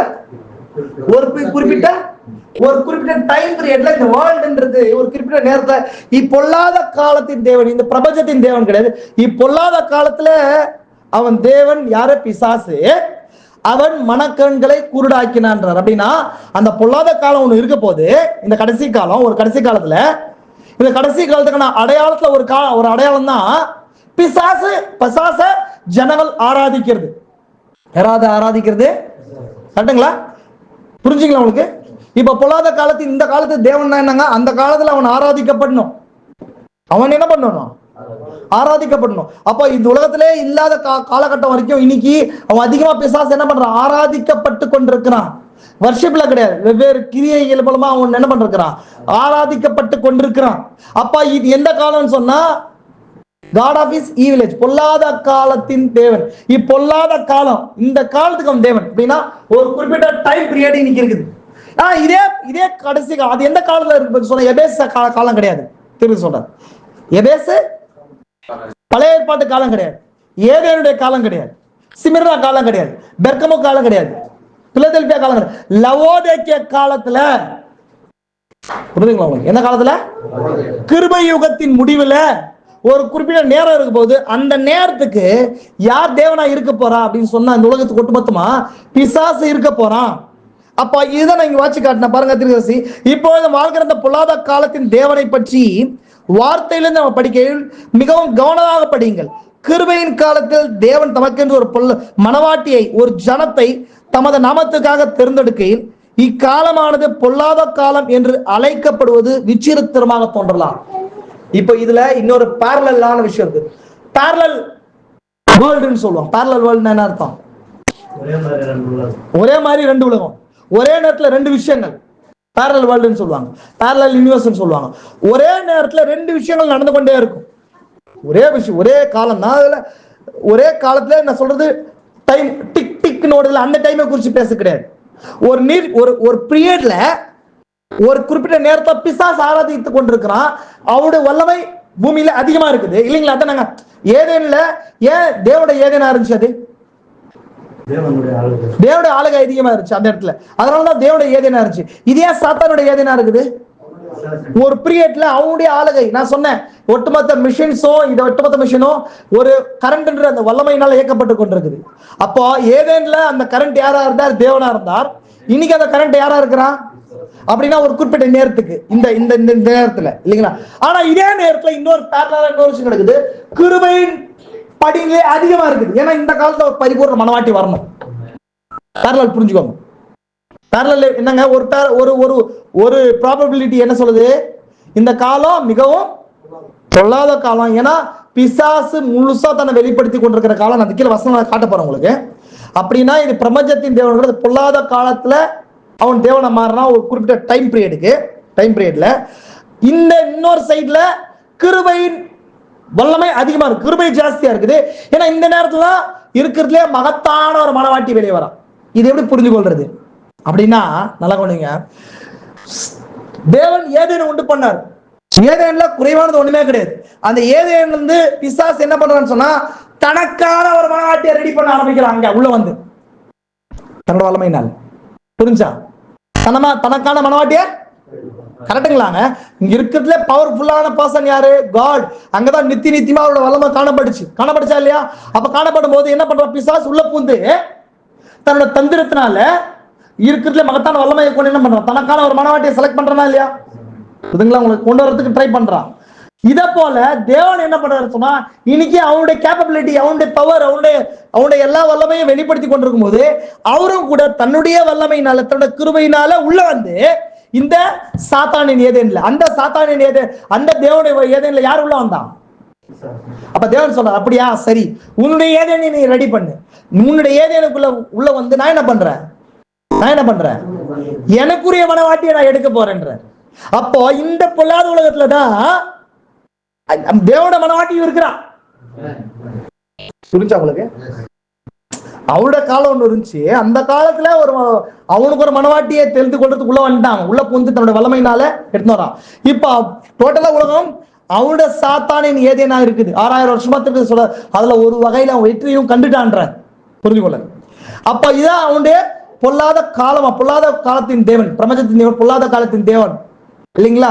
இப்ப இந்த நேரத்துல அவருடைய மனவாட்டியை தெரிந்து கொள்றாரு. அதான் சொல்றாரு, மனவாட்டியை, ஒரு ஜனத்தை தமது நாமத்துக்காக தேர்ந்தெடுக்க. எந்த காலத்துல அவர் எடுக்கல? எபேசு சபை காலத்துல எடுக்கல. தனக்கான மனவாட்டி எங்க எடுத்தாரா? சிமர்னாவில் எடுத்தாரா? நோவா காலத்துல எடுத்தாரா? இதுல பழைய ஏற்பாட்டின் முடிவுல எடுத்தாரா? எந்த காலத்துல தனக்கான மனவாட்டி எடுத்திருக்காரு இன்னைக்கு அவரு? லவோதிக்கேய சபை காலத்துல. ஏன்னா இந்த லவோதிக்கேய காலத்துல கிருபையை கொடுத்து ஏன் எடுக்கிறாருன்றதுக்கு அந்த பேரலல் விஷயம் தான். பேரலல் விஷயம் சொன்னா முன்னடந்ததே இப்பொழுது நடந்தது. பிசாசு ஒரு விஷயத்த செய்யறான், தேவன் என்ன பண்றாரு? அவருடைய மகத்துவமான காரியத்துல பிசாசை ஏமாத்தி ஒரு காரியத்தை தேவன் என்ன பண்றாருங்க செய்யறாரு. நம்ம எல்லாமே என்னோட கண்ட்ரோல்ல இருக்குதுன்னு சொல்லி பிசாசு நினைச்சு கொண்டே இருக்கிறான். எல்லாமே யார் கண்ட்ரோல்ல இருக்குது? ஏன்னா நம்ம ஆராதிக்கப்பட்டு கொண்டிருக்கிறோம், நினைக்கும் போது அங்க தன்னுடைய கிருபையின் வல்லமையினால அவர் மனவாட்டி எடுக்கிறார். அந்த மனவாட்டியின் கூட்டம் தான் நம்ம. தேவன் நித்தியமானவரா இருக்கிறாரு. ஆதாம் யாரா? தேவனுடைய சாயல் அந்த பூமியில வெளிப்படுத்துறவனா இருந்தான் இல்லைங்களா ஆதாம். அதே போல இந்த பூமியில லூசிபர் நித்திய ஆவியா அவன் சரி ஒரு ஆவியா இருக்கிறான். அவனுக்கான ரெப்ரசன்டேட்டிவ் பூமியை ஒரு நபரை ஒப்பான வைக்க மாட்டானா? ஆதாம போல வைப்பான். கரெக்டுங்களா? ஒரு நபர் நம்ம அந்த காரியத்தை பார்க்க போறோம். அந்த காரியத்தை பார்க்க போறோம். அப்ப அவனுக்கு ஒரு மனவாட்டி இருக்கும் இல்லைங்களா? அப்படின்னா அவன் ஒரு மாம்சத்திலிருந்து வெளிப்பட போறான். யாருங்க? தேவன் தன்னை மாம்சத்துல தன்னுடைய சோபத்தை காட்டின ஆதாம் அவனுக்கு ஒரு மனவாட்டியை கொடுத்தார். கரெக்டுங்களா? ஏவன் இன்னைக்கு அதே போல பிசாசும் திரும்ப மாம்சத்துல என்ன பண்ண போறான்? வெளிப்பட போறான். அவனுக்கு ஒரு சபை மனவாட்டியா இருக்க போகுது. இப்ப இந்த நேரத்துல தேவன் என்ன பண்றாருன்னு சொன்னா அங்கிருந்து தனக்கான ஒரு மனவாட்டி எடுக்கிறார் வெளியே. புரியுதுங்களா? அப்போ ரெண்டு விஷயம் சொல்லலாம். ஒன்று அது பொல்லாத காலம், இன்னொன்னு கர்த்தருடைய நாள். ரெண்டும் இந்த இடத்துல மெர்ஜ் ஆகுது. ஏன் கர்த்தருடைய நாள்? கர்த்தருடைய நாள்ன்றது என்ன? நான் சொன்ன கர்த்தருடைய பெரிதும் பயங்கரமான நாள் வருவதற்கு முன்னே நான் யாரை அனுப்புவேன்? எலியா தீர்க்கதரிசி அனுப்புவேன். அப்போ கர்த்தருடைய நாள் வரும்போது எலியா வரணும். கரெக்டுங்களா? உங்களுக்கு கர்த்தருடைய நாள் வரும்போது யார் வரணுங்க? எலியா வரணும். எலியா வரும்போது தான் கர்த்தருடைய நாள் ஆரம்பமாகுது. இதே கர்த்தருடைய நாள் அப்படின்னு சொல்ற அந்த பேரலல் டைம்ல பிசாசுடைய நாளும் ஈக்குவலா நிக்குதுங்க. நிக்குதா இல்லையா? இப்ப இதுதான் நான் ஈவென்ட்ஸ் மூலமா தீர்க்கதரிசன பார்வையின் மூலம் காட்ட போறேன். நான் ஒரு ஃப்ரேம் ஒர்க் மட்டும் பண்றேன். இப்ப உங்களுக்கு இந்த விஷயத்தை புரிஞ்சா? உங்களுக்கு இது வரைக்கும் புரிஞ்சுங்களா? பாருங்க, தீர்க்கதரிசி சொல்றாரு பொல்லாத காலம் என்ற தேவனால் சொல்லப்பட்டது. இக்காலம் தான் வேதத்தை கொண்டு நிரூபிப்போம். பொல்லாத காலம் என்று அழைக்கப்பட்டுள்ள இப்படிப்பட்ட காலத்திலிருந்து தேவத்தை மனவாட்டி அழைப்பார் என்ற காரியத்தை எண்ணி பார்ப்பதற்கு மிகவும் விசித்திரமாகத்தான் இருக்கிறது. நான் ஆல்ரெடி சொன்னேன். மகத்துவமான ஏதேன், பரிபூர்ண ஏதேன், அது இந்த டக்குன்னு தனக்கான ஒரு மனவாட்டி பிசாசு என்ன பண்ணிட்டான்? எடுத்துட்டான். தேவனுடைய அனுமதிக்கு சித்தம் அது விட்டுருங்க. ஆனா அதே போல இன்னைக்கு பரிபூர்ண பிசாசு உலகம் இதுங்க. பர்ஃபெக்டா என்னுடைய உலகத்தை ரெடி பண்ணி வச்சிருக்கேன் அப்படின்னு நினைக்கும் போது பிசாசு நினைச்சிட்டு இருக்கும்போது அவர் என்ன பண்றாரு? தனக்கான மனவாட்டி எடுத்துக்கொள்றது அப்படின்றது உலகத்தாலேயும் புரிந்து கொள்ள முடியாது, பிசாசாலையும் புரிந்து கொள்ள முடியாது. ஆனா தேவனுடைய வல்லமை அதை செய்துன்றார். ஆமென். பாருங்க, இந்த வசனம் சொல்றேன், பிள்ளைகளே இது கடைசி காலமாய் இருக்கிறது. யார் சொல்றா? யோவான் 1 யோவான் 2:12 சொல்லுது, இது கடைசி காலமாய் இருக்கிறது. அந்தி கிறிஸ்து வருகிறான் என்று நீங்கள் கேள்விப்பட்டபடி இப்பொழுதும் அநேக அந்தி கிறிஸ்துக்கள் இருக்கிறார்கள். அதனால இது கடைசி காலம் என்று அறிகிறோம். அது ஓல்ட் டெஸ்ட்மென்ட்டுடைய எண்ட், பழைய ஏற்பாட்டுடைய முடிவு. அது என்னவா இருக்குது? அது கடைசி காலம். நாம எங்க இருக்கிறோம்? புதிய ஏற்பாட்டுடைய முடிவுல இருக்கும். அது பழைய ஏற்பாட்டு முடிவுல அந்தி கிறிஸ்து வருவான்னு சொல்லி நாம் கேள்விப்பட்டோன்றார். யார் சொல்றா? அப்ப பழைய ஏற்பாட்டிலேயே அந்த அந்தி கிறிஸ்துவ போச்சு அப்படின்னா கிறிஸ்துவன் என்னங்க? அபிஷேகம் பண்ணப்பட்ட ஒருத்தர் வருவாரு அப்படின்ற விஷயத்துக்கு போலிகள் உண்டாவும் சொல்லி பழைய ஏற்பாட்டுல இருக்குதுப்பா. அது இந்த காலத்துல இருக்குதுன்னு சொல்லி யார் சொல்றா? யோவான் சொல்றார். அப்போ இந்த காலத்துல எகெயின் அந்த அந்தி கிறிஸ்துடைய வல்ல காரியங்கள் பிசாசுடைய திருத்துவம் 3 சொல்லி பாக்குறோம். ஒண்ணு அந்தி கிறிஸ்து, இன்னொன்று கள்ள தீர்க்கதரிசி, இன்னொன்னு மிருகம். கரெக்டுங்களா? 3 விஷயங்கள் இருக்கா? பிசாசுடைய திருத்துவம் என்னங்க? திருத்த சொல்றாரா இல்லைங்களா? முதல் முத்திரைகள் நீங்க வாட்செல்லாம் சொல்றாரு. முத்திரைகள் செய்திக்குள்ள நீங்க போனீங்களா பிசாசுடைய திருத்தத்தை சொல்றாரு. ஒண்ணு என்னங்க? அந்தி கிறிஸ்து, இரண்டாவது கள்ள தீர்க்கதரிசி, இன்னொன்னு மிருகம். 3 விஷயங்கள் இருக்கு. பிசாசு சபை காலங்களில் இந்த 3ஆம் மாறுறான்ற. அந்தி கிறிஸ்துன்றது ஒரு ஆவி, இன்னொன்னுன்றது கள்ள தீர்க்கதரிசின்றது ஒரு நம் நபருக்குள்ள கிரியை செய்யுது, இன்னொன்னு மிருகம்ன்றது பிசாசே ஒரு மாம்சத்திலிருந்து வெளிப்படுறது. 3 விஷயங்கள் இருக்கு. இப்போ எபேசு சபை காலத்துல சொல்றாரு அந்தி கிறிஸ்துன்றார். ஆன்டி கிரைஸ்ட் என்ன அர்த்தங்க? எதிரான கிறிஸ்து. அதாவது வெள்ளையார்தா கருப்புன்னு கிடையாது. அதாவது கள்ள நோட்டுன்னு அர்த்தம். அதுக்கு என்ன அர்த்தம்? கள்ள நோட்டு. அது நல்ல கள்ள நோட்டு எப்படி இருக்குங்க? ஒரிஜினல் மாதிரியா இருக்கும். அதுல ஏதாவது ஒரு பங்கு எடுத்துட்டா ஒரு பங்கு சேர்த்தாவாதான் கள்ள நோட்டு. கள்ள நோட்டுக்கான அடையாளம் என்னங்க? கள்ள நோட்டு டோட்டலா வேற கலர் இருக்காது. அதே கலர், அதே மாதிரியான டயக்ராம், அதே மாதிரியான முத்திரை எல்லாமே இருக்கும். நடுவுல ஏதோ ஒரு பகுதி உள்ள ஆடா இருக்கும், இல்ல எடுத்திருக்கும். இதுதான் கல்யாணம். அது மாதிரி ஆன்டி கிரைஸ்ட்னா கிறிஸ்துவுடைய அதே அபிஷேகம் இருக்கு. அந்த அபிஷேகம் அதாவது கிறிஸ்துவ அபிஷேகம் கிடையாது. அபிஷேகத்தை பெற்று கிறிஸ்து என்னென்னலாம் செஞ்சாலும் அதுக்கு எதிராக பண்றது ஆன்டி கிரைஸ்ட். இங்கிலீஷ்ல சொன்னாங்க சினானிம்ஸ், ஆன்டினிம்ஸ் சொல்லுவாங்க. ஆன்டினிம்ஸ்னா எதிர்ச்சொல். சில அப்படின்னு சொன்னா பல அப்படின்றோம் இல்லையா? ஒன்னா மெனி அப்படின்ற மாதிரி. அப்படின்னா அதுக்கு எதிராக கிரியை செய்யறது அதே மாதிரி இருக்கும். அந்த பொலிட்டிக்னா அந்த மொழி அந்த சவுண்ட் அதே மாதிரி தான் இருக்கும், ஆனா அதுக்கு எதிராக இருக்கிறது. அத போல இந்த அந்தி கிறிஸ்து ஆன்டி கிரைஸ்ட்ன்றதுனா, ஆன்டினா எதிரி, எதிராளின்றது அர்த்தம். ஆனா அதே அபிஷேகம் பெற்றவன் அர்த்தம். இதான் பாயிண்ட். அப்ப இந்த கடைசி காலத்துக்கான அடையாளமா இந்த ஜான் என்ன சொல்றாரு சொன்னா, என்ன சொல்றாரு? கள்ள கிறிஸ்துக்கள் அப்படின்னா அந்தி கிறிஸ்துவின் காலம் இதுதான், கடைசி காலம் என்று அறிகிறோம். கடைசி காலமா இருக்கிறது. அந்தி கிறிஸ்து வருகிறார் கேள்விப்பட்டபடி இப்பொழுது அநேக கிறிஸ்துக்கள் இருக்கிறார்கள், இதனால இந்த கடைசி காலம் என்று அறிந்திருக்கிறோம். அப்படின்னா கள்ள அபிஷேகம் பெற்றவர்கள் திருப்பதி சொல்றாரா இல்லைங்களா? மத்தேயு 24 அதிகாரத்துல, இது 24 அதிகாரம், மத்தேயு 24 இதை குறிச்சு பேசுறது, 3 விஷயங்களை குறிச்சு பேசுறது நம்ம பார்த்தோம். என்னங்க? ஒன்று என்னங்க? இவைகளாம் எப்போது சம்பவிக்கும் அப்படின்னா யூதருடைய முடிவு, இன்னொன்னு கர்த்தருடைய வருகை, இன்னொன்னு உலகத்துடைய முடிவு. இந்த 3 கேள்விகளுக்கான ஆன்சரை தான் 7 புத்தகங்கள் திறக்கப்படுச்சு. இல்ல இயேசு கிறிஸ்து தேவாலயத்துக்குள்ள போய் இவைகள் ஒரு கல்லின் மேல் ஒரு கல் விராதபடிக்கு இடிக்கப்பட்டு போகும்னு சொல்லி போயிட்டார். அவர் ஒளிமலைக்குள்ள வரும்போது அவங்க கொஸ்டின் கேட்கறாங்க, இவைகளாம் எப்போது சம்பவிக்கும்? உங்களுடைய வருகைக்கும் முடிவுக்கும் அடையாளம் என்ன? அப்ப முடிவின் அடையாளம் கடைசி காலங்களை குறித்து பேசும்போது இயேசு கிறிஸ்து சொல்றாரு 24 வசனம் போது கள்ள கிறிஸ்துகளும் கள்ள தீர்க்கதரிசிகளும் எழும்பி கூடுமானால் தெரிந்து கொள்ளப்பட்டவர்களை வஞ்சிப்பார்கள். அப்படின்னா கள்ள கிறிஸ்துக்கள் போது இங்க சொல்லப்படுற கள்ள அபிஷேகம் பெற்றவர்கள் அப்படின்றது அர்த்தம். அப்படின்னா அதே காலத்துல நல்ல அபிஷேகமும் இருக்கும் அர்த்தம். அதெல்லாம் தீர்க்கதரிசி மெசேஜ் கொடுக்கிறாரு, கடைசி காலத்தில் ஆவியின் அபிஷேகம் பெற்றவர்கள் மெசேஜ் கொடுத்தார் தீர்க்கதரிசி. கடைசி காலத்தின் ஆவியின் அபிஷேகம் பெற்றவர்கள். அபிஷேகம் ஒண்ணுதான், ஆனா அதோடைய நான் சொல்றேன் கரண்ட் ஒண்ணுதான், ஆனா கரண்ட் வந்து எந்த எலக்ட்ரானிக் குட்ஸ்குள்ள போதோ அதுக்கேற்ற கிரியை அதை நடப்பிக்கும். புரியுங்களா? அது அதே பரிசுத்தாவி பெந்தகோஸ்தேல விழும்போது வரங்களை மட்டும் பெந்தகோஸ்தே அல்ல அசூசால விழும்போது வரங்களை மட்டும் வாங்கி கொண்டு அவங்க தங்களை ஸ்தாபனமா மாத்திக்கிறாங்க. அதே பரிசுத்தாவி மனவாட்டி முன்குறிக்கப்பட்ட வித்துக்களுக்குள்ள விழும்போது கிறிஸ்துவ பிரபிக்கிறார். அதே அபிஷேகம், இதே அபிஷேகம் தான் சொன்ன. பின்மாறி முன்மாறியை குறித்து பேசும்போது ஒரு காரியத்தை நான் சொல்றதுக்கு கிராஸ் பண்ணிட்டேன், நம்ம நேரம் இல்லாத அந்த காரியத்தை உங்களுக்கு சொல்றேன். உங்களுக்கு மாறினா என்ன? மழை. மழை பைபிள் எதுக்கு அடையாளமா இருக்குது? ஆவி அபிஷேகம் நிரப்பப்படுதலுக்கு அடையாளமா இருக்குது. அப்ப இந்த அபிஷேகத்தை குறித்து இயேசு கிறிஸ்து ஒரு வார்த்தை சொல்றாரு. என்ன சொல்றாரு? மழையானது நல்லோர் மேலும் தீயோர் மேலும் என்ன பண்ணுது? பொழியுது இல்லைங்களா? அப்போ அவர் அப்படின்னா மழை இந்த ஆவியை குறிக்குதுன்னு சொன்னா இந்த அபிஷேகம் வல்லமை இந்த பின்மாரியும் கூட பொதுவா ஸ்தாபனத்து மேலும் விழும்போது, ஆனா நல்ல வித்துக்கள் மேல விழும்போது இந்த வல்லமை விழும்போது தேவன வித்துக்களை அறுவடை செய்து இந்த அபிஷேகம் வருது. இந்த அபிஷேகம்ன்றது பொதுவானது, இந்த ரிவைவல்ன்றது பொதுவானது. ஆனா விழுற இடத்தை பொறுத்து என்ன பண்ணுது? கலை மேல விழும்போது கலை தனக்குள்ள இருக்கிற சுவாபத்தின் தன்மை வெளிப்படுத்துது, அந்த கனியை வெளிப்படுத்துது. அதே வித்தானது தன் மேல விழும்போது தன் சாபத்தை வெளிப்படுத்துது. அப்படின்னா முன்மாறியும் அந்த மாதிரி தான் செஞ்சு சொன்னாரா இல்லையா? முன்மாறி ஊற்றப்படும் போது என்ன இருந்துச்சு? எந்தெந்த வித்துக்கள் வந்துச்சு? முன்மாறி பின்மாறியும் 3 விதமான காரியங்களை கொண்டு வரும்னு சொன்னார். ஒண்ணு, ஆபிரகாமோட சந்ததியோடு கூட வந்தாரு. 2வது, ஓரல் ராபர்ட்சன் பில்லிகிரகாம், அவங்களும் விதைகளை என்ன பண்ணாங்க இல்லைங்களா?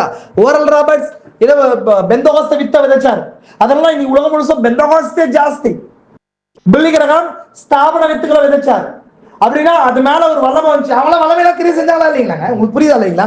ஓரல் ராபர்ட்ஸ், பில்லிகிரகாம், டிஎல் ஆஸ்பான் இல்லைங்களா? டிஎல் ஆஸ்பான் வந்து ஏஏ ஆலன் இவங்கெல்லாம் வந்தாங்களா இல்லைங்களா? இவங்கெல்லாம் வரும்போது வல்லமையோட கூட வந்தாங்க. அப்படின்னா அந்த அந்த பின்மாறின்றது வெறும் மனவாட்டிக்கு மட்டும் கிடையாது, நல்லா புரியும். முன்மாறின்றது மனவாட்டிக்கு மட்டும் கிடையாது. அந்த அபிஷேகம் உலகத்துல பொதுவாக வரும். அந்த நேரத்துல ஒரு அறுவடை இருக்கும். அப்ப அந்த அறுவடையில ஒரு கூட்டம் என்ன பண்ணுது? அக்கினிக்கு போச்சு. எங்க? சோதம் அக்கினிக்குள்ள போச்சு. இன்னொன்னு வாக்குத்தத்தம் பண்ணப்பட்ட அந்த குமாரனை கொண்டு வந்துச்சு அறுவடை. புரிஞ்சுக்கோங்க. அதான் சொன்னேன், இந்த நேரத்துல 2 காலம் பேரலா போயிட்டு இருக்குது. ஒண்ணு இது பொல்லாத காலம், இன்னொன்னு கர்த்தருடைய நாள். அது கர்த்தருடைய நாள் ஒண்ணு, பிசாசுடைய நாள் ஒண்ணு. ஆனா இந்த காலம் அதான் மனுஷனுடைய நாள்ன்றதான் பிசாசுடைய நாள். ஏன்னா மனுஷன் தன்னை ஞானத்தினால் வெளிப்படுத்தப்பட்ட கிரியைகளை வெளிப்படுத்தி கொண்டே வரணும் இல்லையா? பாருங்க, நான் சின்ன காரியங்களை மட்டும் நோட்டேஷன் காட்டுறேன். பாருங்க வேதம் எப்படி சொல்லுது இந்த காரியத்தை குறித்து சொல்றேன். இப்பொல்லாத காலத்தின் தேவன், இப்பொழுது செய்தியானது இப்பொல்லாத காலத்தை பற்றி தீர்க்கதரிசனத்துக்கு சரியாக பொருந்தி இப்பொல்லாத காலத்தின் தீமைகளை எடுத்துரைப்பதாக அமைந்துள்ளது. பொல்லாத காலத்தின் தீமைகள் என்னென்ன அதை நம்ம பார்க்கிறோம். அந்த காலத்தில் வாழும் விசுவாசிக்கின்ற வேதாகமத்தில் ஏற்கனவே எழுதப்பட்டுள்ள ஒவ்வொரு காலத்துக்கும் உரிய ஒவ்வொரு பதிலையும் உடையதா இருக்கிறது என்பது எனது நம்பிக்கையாகும். அதனால நான் சொன்னேன், இந்த காலத்துல என்ன நடக்குது, அரசியல் உலகத்துல என்ன நடக்குது, விஞ்ஞான உலகத்துல என்ன நடக்குது, பொருளாதார உலகத்துல என்ன நடக்குது, சபையில என்ன நடக்குது அப்படின்றதுக்கு எல்லா பதிலும் தேவன் எதில் வச்சிருக்காரா, எதில் வச்சிருக்காரு. வாட்சுமே அந்த காலத்தில் வாழும் விசுவாசிக்கன, நீங்க கேட்கலையா, நான் வாசிக்கிறது கேட்கலையா, வாட்சி நிக்கிறேன். அந்த காலத்தில் வாழும்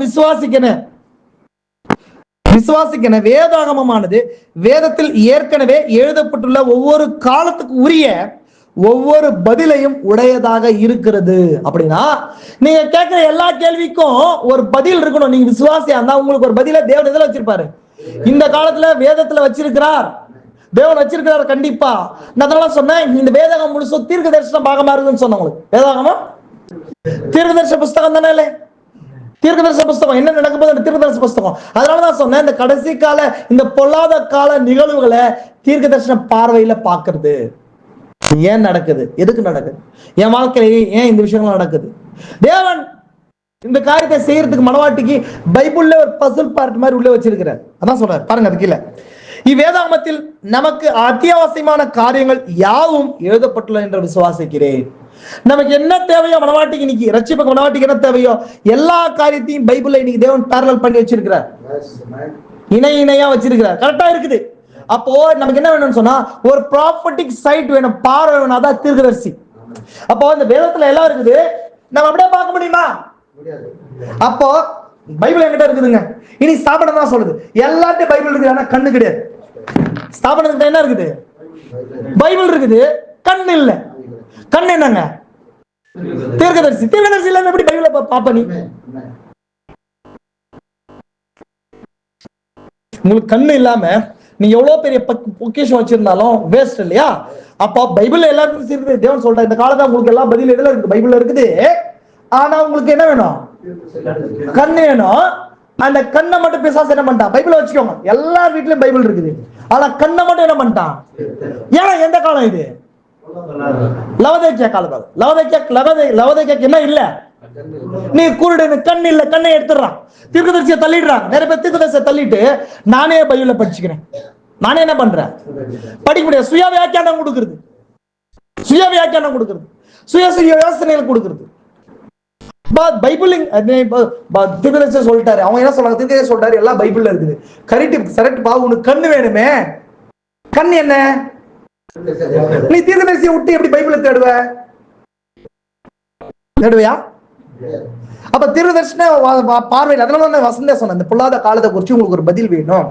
உங்களுக்கு ஒரு பதில் வேணும்னா எஸ் பைபிள்ல இருக்குது, ஆனா அந்த பைபிளை பாக்குற பார்வை தான் என்ன இருக்குது, தீர்க்கதரிசி. தேவன் கண்ணை கொடுத்திருக்கிறார், பிசாசு கண்ணை குருடா இருக்கிறான், ஆக்கியிருக்கிறான். லவதேக்கியாக்கு தான், ஏன்னா மனதை குருடா இருக்கிறான்னு சொல்லப்பட்டிருக்கு இல்லையா? அது லவதை எபேச காலத்துல இல்லாது, எபேசு சபை காலம் கிடையாது, குருடான காலம். எந்த காலம், குருடான காலம், லவோதேக்கியா காலம். அதனால தீர்க்கதரிசி அந்த பொல்லாத காலம்ன்றத இப்பிரபஞ்சத்தின் தேவன்றத ஒரு காலமா பொறுத்து இந்த காலத்துக்கு கொண்டு வைக்கிறார். இந்த காலம் தான் சபை குருடான காலம். கட்டங்களா உங்களுக்கு, சபை குருடு மட்டும் கிடையாது, இன்னொன்னு சபைக்கு பைத்தியம் பிடிச்சிருக்கின்றார் தீர்க்கதரிசி. சபைக்கு என்ன பிடிச்சிருக்கான் அப்படின்னா, ஒரு பெண் தன் புருஷன் வரும்போது புருஷன் தள்ளி வெளியே டோர் வச்சு வெளியே தள்ளி டோரை மூடிடுச்சு. வார்த்தை அவர் வந்திருக்கும் போது வெளியே தள்ளி என்ன பண்ணிடுச்சு, அவர் வெளியே தட்டுறாரு. ஏன்னா எந்த ஒரு பெண் வந்து புருஷன் தள்ளி வெளியே தள்ளுவாரா? ஒரு உன்னதமும் உத்தமமான ஒரு மனவாளன் அவர், அவரை தள்ளுறான்னு சொன்னா அவர் என்னவா இருக்கணும், என்னவா இருக்கணும், பேசி கிடையாது, பைத்தியமா இருக்கணும், குருடா இருக்கணும். குருடம் பைத்தியமா இருக்குது சபை இன்னைக்கு. அதனால சொல்றேன், அதை குறிச்சு நான் சொல்றேன், அதை குறிச்சு நான் மெசேஜ் எடுக்கிறேன். இந்த நாள் தீர்க்கதரிசி சொல்ல, இந்த காலம் வந்து ரொம்ப ஜாஸ்தி ஒரு விஷயம் நடக்குதுன்ற தீர்க்கதரிசி நான் காட்டுறேன் உங்களுக்கு, நான் காட்டுறேன். ரொம்ப பிரஷர் ஜாஸ்தியா இருக்குமா ஜனங்களுக்கு இன்னைக்கு, இந்த காலத்துல ஹார்ட் அட்டாக் ஜாஸ்தி வரும்ன்ற தீர்க்கதரிசி நான் காட்டுறேன் உங்களுக்கு. ஏன்னா கடைசி கால ஈவென்ட்ஸ்ல இன்னைக்கு ரஷ்யாவில் நடக்குது, யூரோப்ல இது நடக்குதுன்றது மட்டும் ப்ராஃபிட்டிக் கிடையாது, மனுஷனுடைய பாடி எப்படி சேஞ்ச் ஆயிருக்கு இன்னைக்கு.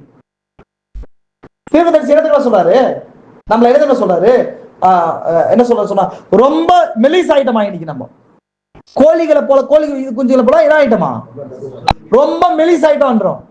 ஸ்ட்ரென்த்தே இல்லைன்றாரு. பட்டு பெரிய பெரிய ஏஜ்ல இருக்கிறவங்க ஹார்ட் அட்டாக்ல போறாங்க. தெரியுமா உங்களுக்கு என்னங்க காரணம்? எதுக்கு ஹார்ட் அட்டாக் வருது?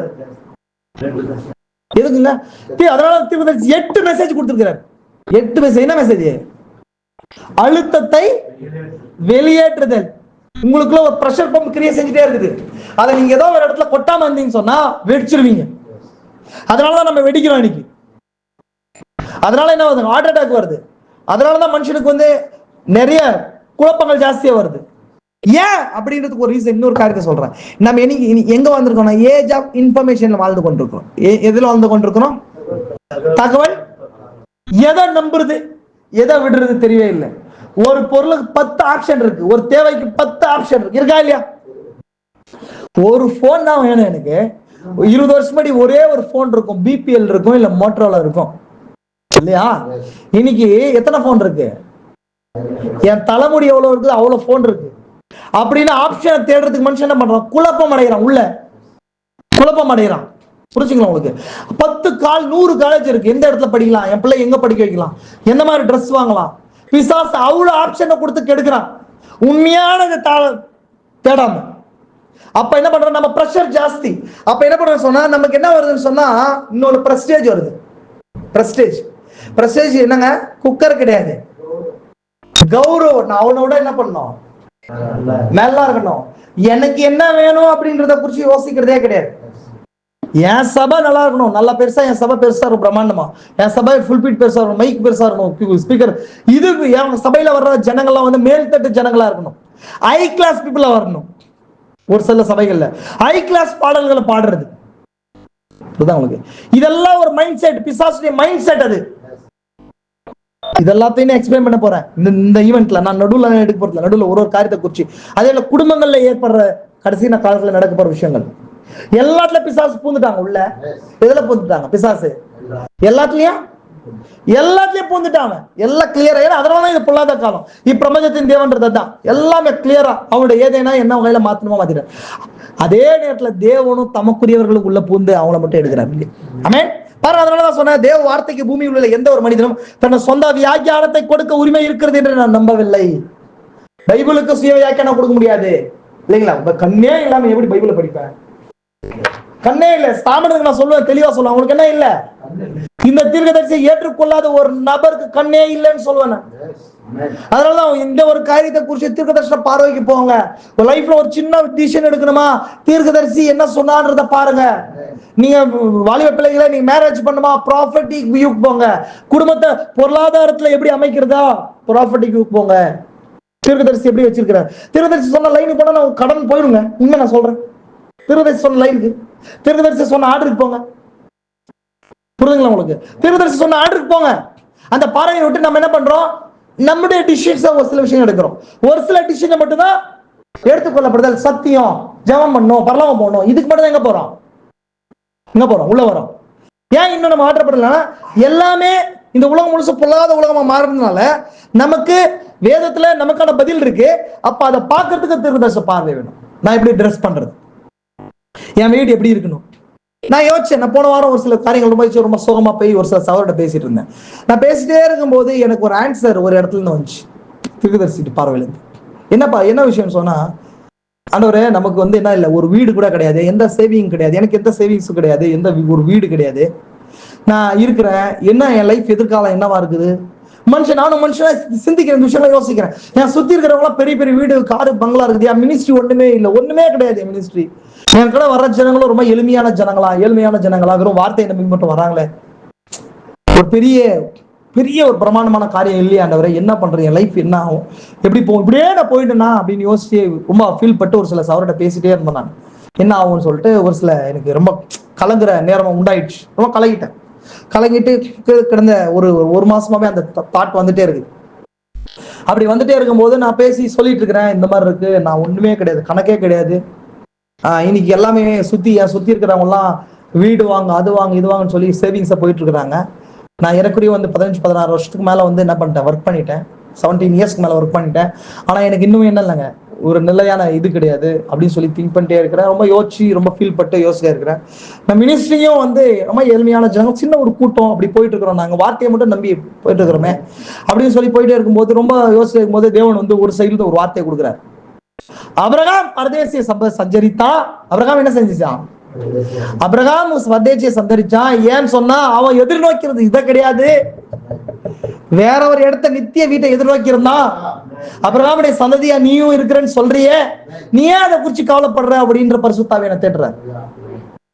ஆனா நிச்சயமா எனக்கு தெரியும் பூமியில எந்த காரியம் என்னால செய்ய முடியாது. நான் சொல்றேன், இந்த ஃபுல் பீட்ல இருந்து சொல்றேன், எந்த காரியத்தை என்னால செய்ய முடியாது. ஏன்னா எனக்கு தெரியும் இல்ல நான் என்ன அப்படின்றது. ஆனா ஒரு காரியத்தை தேவன் சொல்லி தேட்டுறாரு, என்னை தேட்டிக்கொண்டு அந்த வார்த்தையை சொல்லும் போது எனக்கு அப்போ இது பரிசுத்தாவி பேசுறதுன்னு சொல்லிட்டு. அபிரகாம் வாக்குத்தத்தம் பெற்ற மனுஷன். அந்த மனுஷன் ஒரு காரியத்தை பெற்றிருந்தான். 11ஆம் அதிகாரம் சொல்லுது, என்ன சொல்லுது? அவன் பரதேசியாய் தன் வாக்குத்த போக போன தேசத்துல பரதேசியா சந்தரிச்சு அவன் என்ன பண்றான்?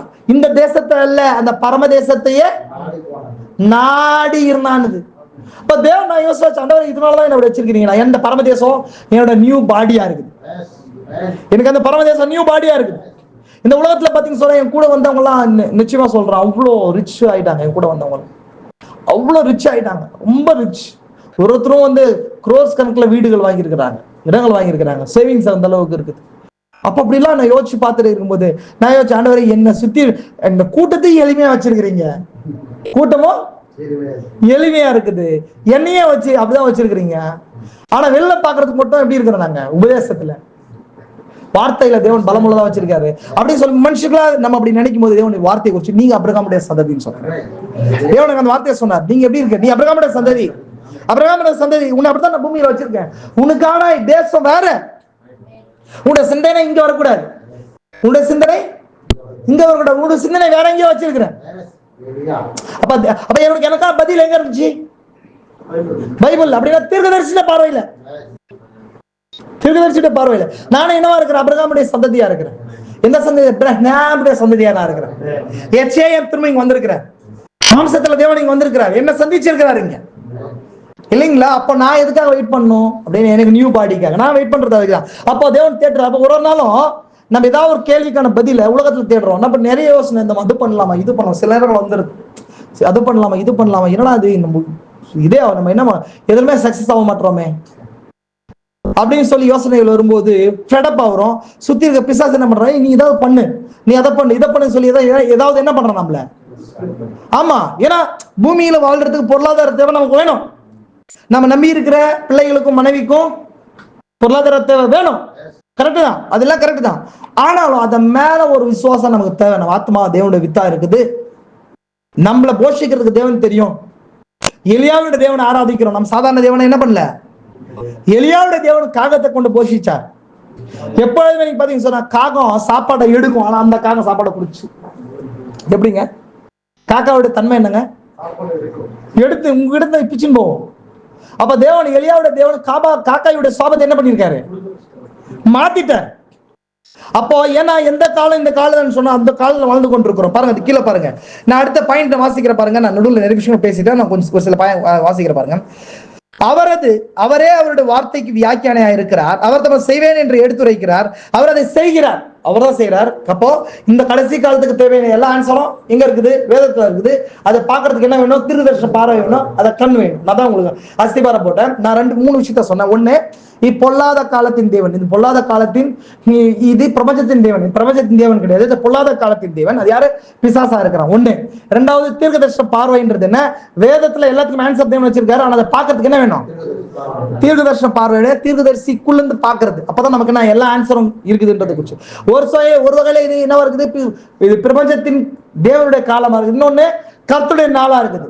ஏன்னா தேவன் என்ன பண்றாரு? இந்த பொல்லாத உலகத்துல இருந்து, ஏதேன்ல இருந்து தனக்கான ஒரு மனவாட்டி என்ன பண்றாரு?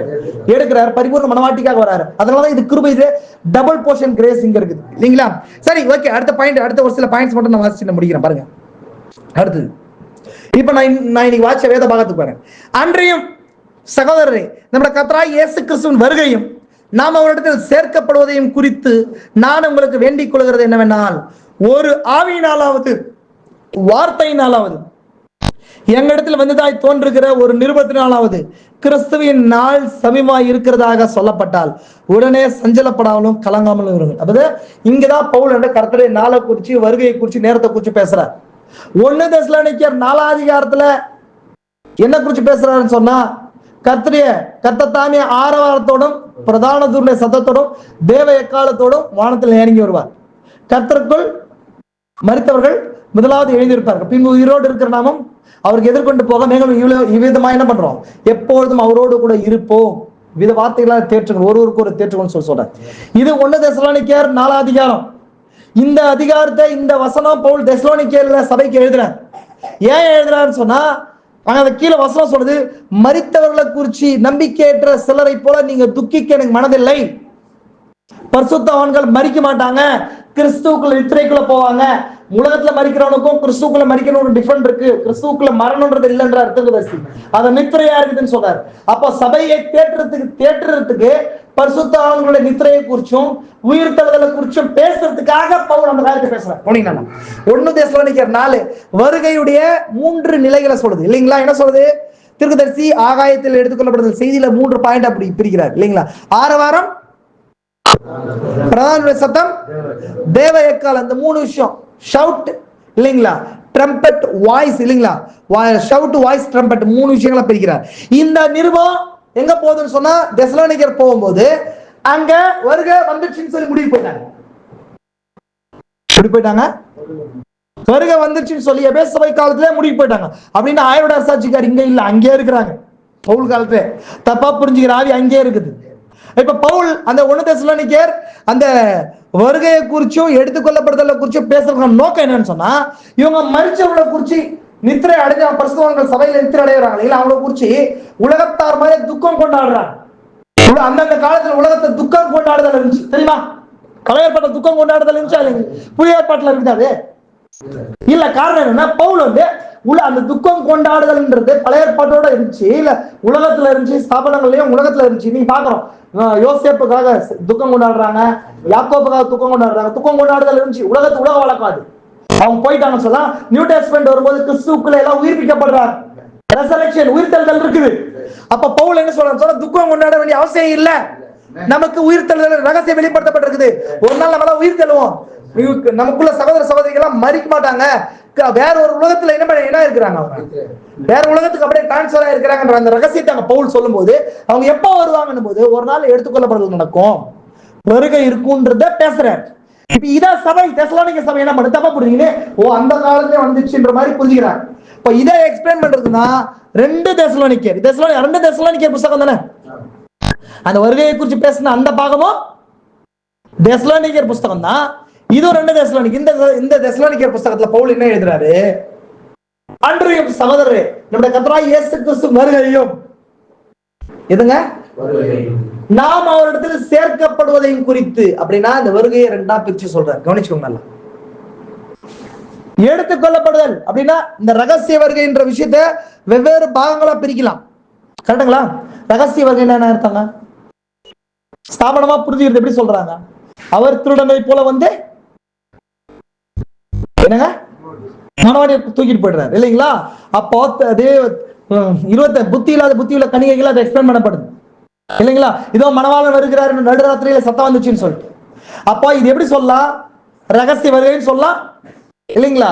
ரகசிய வருகைன்னு சொல்லலாமா, எடுத்துக்கொள்ளப்படுதல் அப்படின்னு சொல்லலாம் இல்லைங்களா? சபையுடைய எடுத்துக்கொள்ளப்படுதல். அப்ப எப்படி சொல்லலாம் இத, அவர் வராரா நம்ம போறோமா? இந்த டிபேட்டுக்கு நம்ம ஆன்சர் கண்டுபிடிக்கலாம், இந்த வாதத்துக்கான ஆன்சர் நம்ம கண்டுபிடிக்கலாம். அவர் வராரோ நம்ம போறோமா? இது 2 ஒரே விஷயமா? ஸ்தாபனம் சொல்றது 2 ஒரே விஷயம் சொல்லுது, நம்ம 2 ஒரே விஷயம் இல்ல, ஒரே விஷயம் கிடையாது. இங்கதான் வருகைக்கான கீ நோட் இருக்கு. பவுல் இங்கதான் சொல்றாரு, சொல்ல புரியுதா உங்க சகோதரனே? கர்த்ததாமே ஆரவாரத்தோடும் பிரதான சத்தத்தோடும் தேவனுடைய எக்காலத்தோடும் வானத்துல இறங்கி வருவார். இதை எல்லா ஸ்தாபனமும் ஒன்னா புரிஞ்சுக்குது. அவர் அப்படியே மேகத்துல வானத்துல என்ன பண்றாரு, அப்படியே ஒரு தூதர்கள்லாம் வருவாங்க, ட்ரம்பட்ஸ் ஊதுவாங்க, அப்படியே எல்லாரும் எடுத்துக்கொள்ளப்படுவோம். இப்படிதான் ஸ்தாபனம் புரிஞ்சு கொள்றது. ஆனா நமக்கு 1965 வரைக்கும் அதுக்கான வெளிப்பாடு வரல.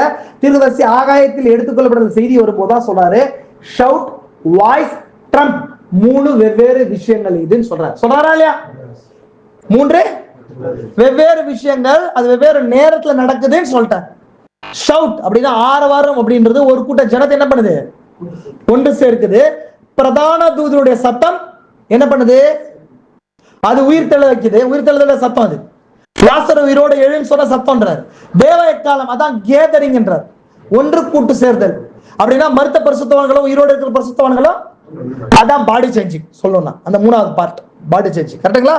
இது புரிஞ்சா உங்களுக்கு? எங்க திரும்ப சொல்லுவா, புரிஞ்சுங்களா? நீ பாக்குறத பார்க்கும்போது நான் எங்க திரும்ப சொல்வா, கர்த்தர் தாமே ஆரவாரத்தோடும் பிரதான சத்தத்தோடும் தேவ எக்காலத்தோடும் வானத்துல இறங்கி வருவா. இது ஸ்தாபன புரிந்து கொள்ற வகையில இல்ல.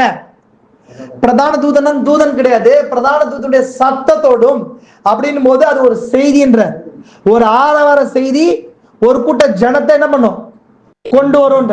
இந்த மூணையும் அவர் வரும்போது அவரே செய்கிறார் இல்லைங்களா? டன் ஹிம்செல்ஃப் என்ற தீர்க்கதரிசி அவரே செய்யற விஷயங்கள் அது அவரே செய்யறது. யாரு? அவர் வரும்போது இல்லைங்களா? நான் அந்த விஷயத்தை நான் எக்ஸ்பிளைன் பண்ணியிருக்கேன். ஆரவாரம் அது என்ன பண்ணுது, ஒரு நேரத்தில் நடக்குது. பிரதானத்துடைய சத்தம் அது உயிர் தெழுதலை வல்லமை கொண்டு வர்றது இல்லைங்களா? மூன்றாவது கேதரிங், தேவ எக்காலம். கேதரிங்னா மருத்துவ பரிசுத்தவான்களும் உயிரோடு இருக்கிற பரிசுத்தவான்கள் ஒண்ணா வருது. அப்படின்னா மருத்துவ பரிசுத்தவான்கள் ஒரு காட்சிக்கு வருது, உயிரோடு இருக்கிற பரிசுத்தவான்கள் ஆகிய நம்ம பாடி சேஞ்ச் ஆகுது. அப்படின்னா நான் ஆல்ரெடி உங்களுக்கு சொன்னேன், மரித்த பரிசுத்தவான்கள் உயிரோடு எழுவாங்கன்னா அந்த பூமியில எழ மாட்டாங்க. தப்பா புரிஞ்சுக்கணும். எப்படி எழ மாட்டாங்க? பூமியில அவங்களோட எந்த வேலையும் கிடையாது. அது தப்பா புரிஞ்சுக்கணும். ஏன் ஏன் சின்ன சின்ன கேள்விகளுக்கு ஆன்சர் பண்ணிடலாம்னு நினைக்கிறேன். ஸ்தாபனம் மாதிரி பூமியில இருந்து யாரும் எழ மாட்டாங்க. யாரு? மரித்த பரிசுத்தவான்கள் வந்து கலரில் வரமாட்டார். ஏன்னா அந்த மண் பூமி, இந்த மண்ணுக்கு நமக்கு சம்மதமே இல்லை. இனிமேல் இந்த மண் இந்த ஆத்மாவை பாதுகாக்கிறதுக்காக இந்த பூமியில மீட்பின் திட்டத்தை நிறைவேற்றுறதுக்காக மனவாட்டி கொடுக்கப்பட்ட பாகம் இது. இந்த கலரையோட மண்ணோடு இந்த சரீரம் எவ்வளவு மூலக்கூறுகள் ஆக்கப்பட்டிருக்கு? 16. சயின்ஸ் சொல்லுது 27 சொல்லுது. 14 தீர்க்கதரிசி சொல்ற அந்த ஸ்டாண்ட் பாயிண்ட்ல நிக்கலாம். அப்ப அந்த மண்ணுல பூமியில இருக்கிற மூலக்கூறுகள் எலிமெண்ட்ஸ், பூமியில எத்தனை எலிமெண்ட்ஸ் மனுஷன் கண்டுபிடிச்சிருக்கான் தெரியுமா? 118. அதுல 16 மூலக்காரர்களா இந்த சரீரம் உண்டாக்கப்பட்டிருக்குது. இந்த சரீரத்துக்குள்ள இந்த ஆத்மா வைக்கப்பட்டிருக்குது. ரட்சிப்பின் திட்டத்தை நிறைவேற்றுறது இல்லையா? இந்த ஆத்மா தான் நீங்களும் நானும் பேசுறோம் இல்லைங்களா? இந்த சரீரம் பேச கிடையாது. இந்த உள்ளகிற ஆத்மா தான் சரீரத்து மூலமா பேசுது. மீட்பின் திட்டத்தை நிறைவேற்றுறது. புரிஞ்சா உங்களுக்கு? அப்ப மீட்பின் பணி நிறைவேறினோட இந்த ஆத்மா இந்த சரத்தை விட்டுடுது. இந்த சரீரம் பூமியில மண்ணா போயிடுது. இந்த சரீரம் இந்த உள்ளான மனுஷர்கள் ஆத்மா இவனுக்கான வேற ஒரு சரீரம் இருக்குது. அதான் வேற உலகத்துல இருக்கிற தியாபனி. ஒரு பரிசுத்தவன் எங்க போறான்?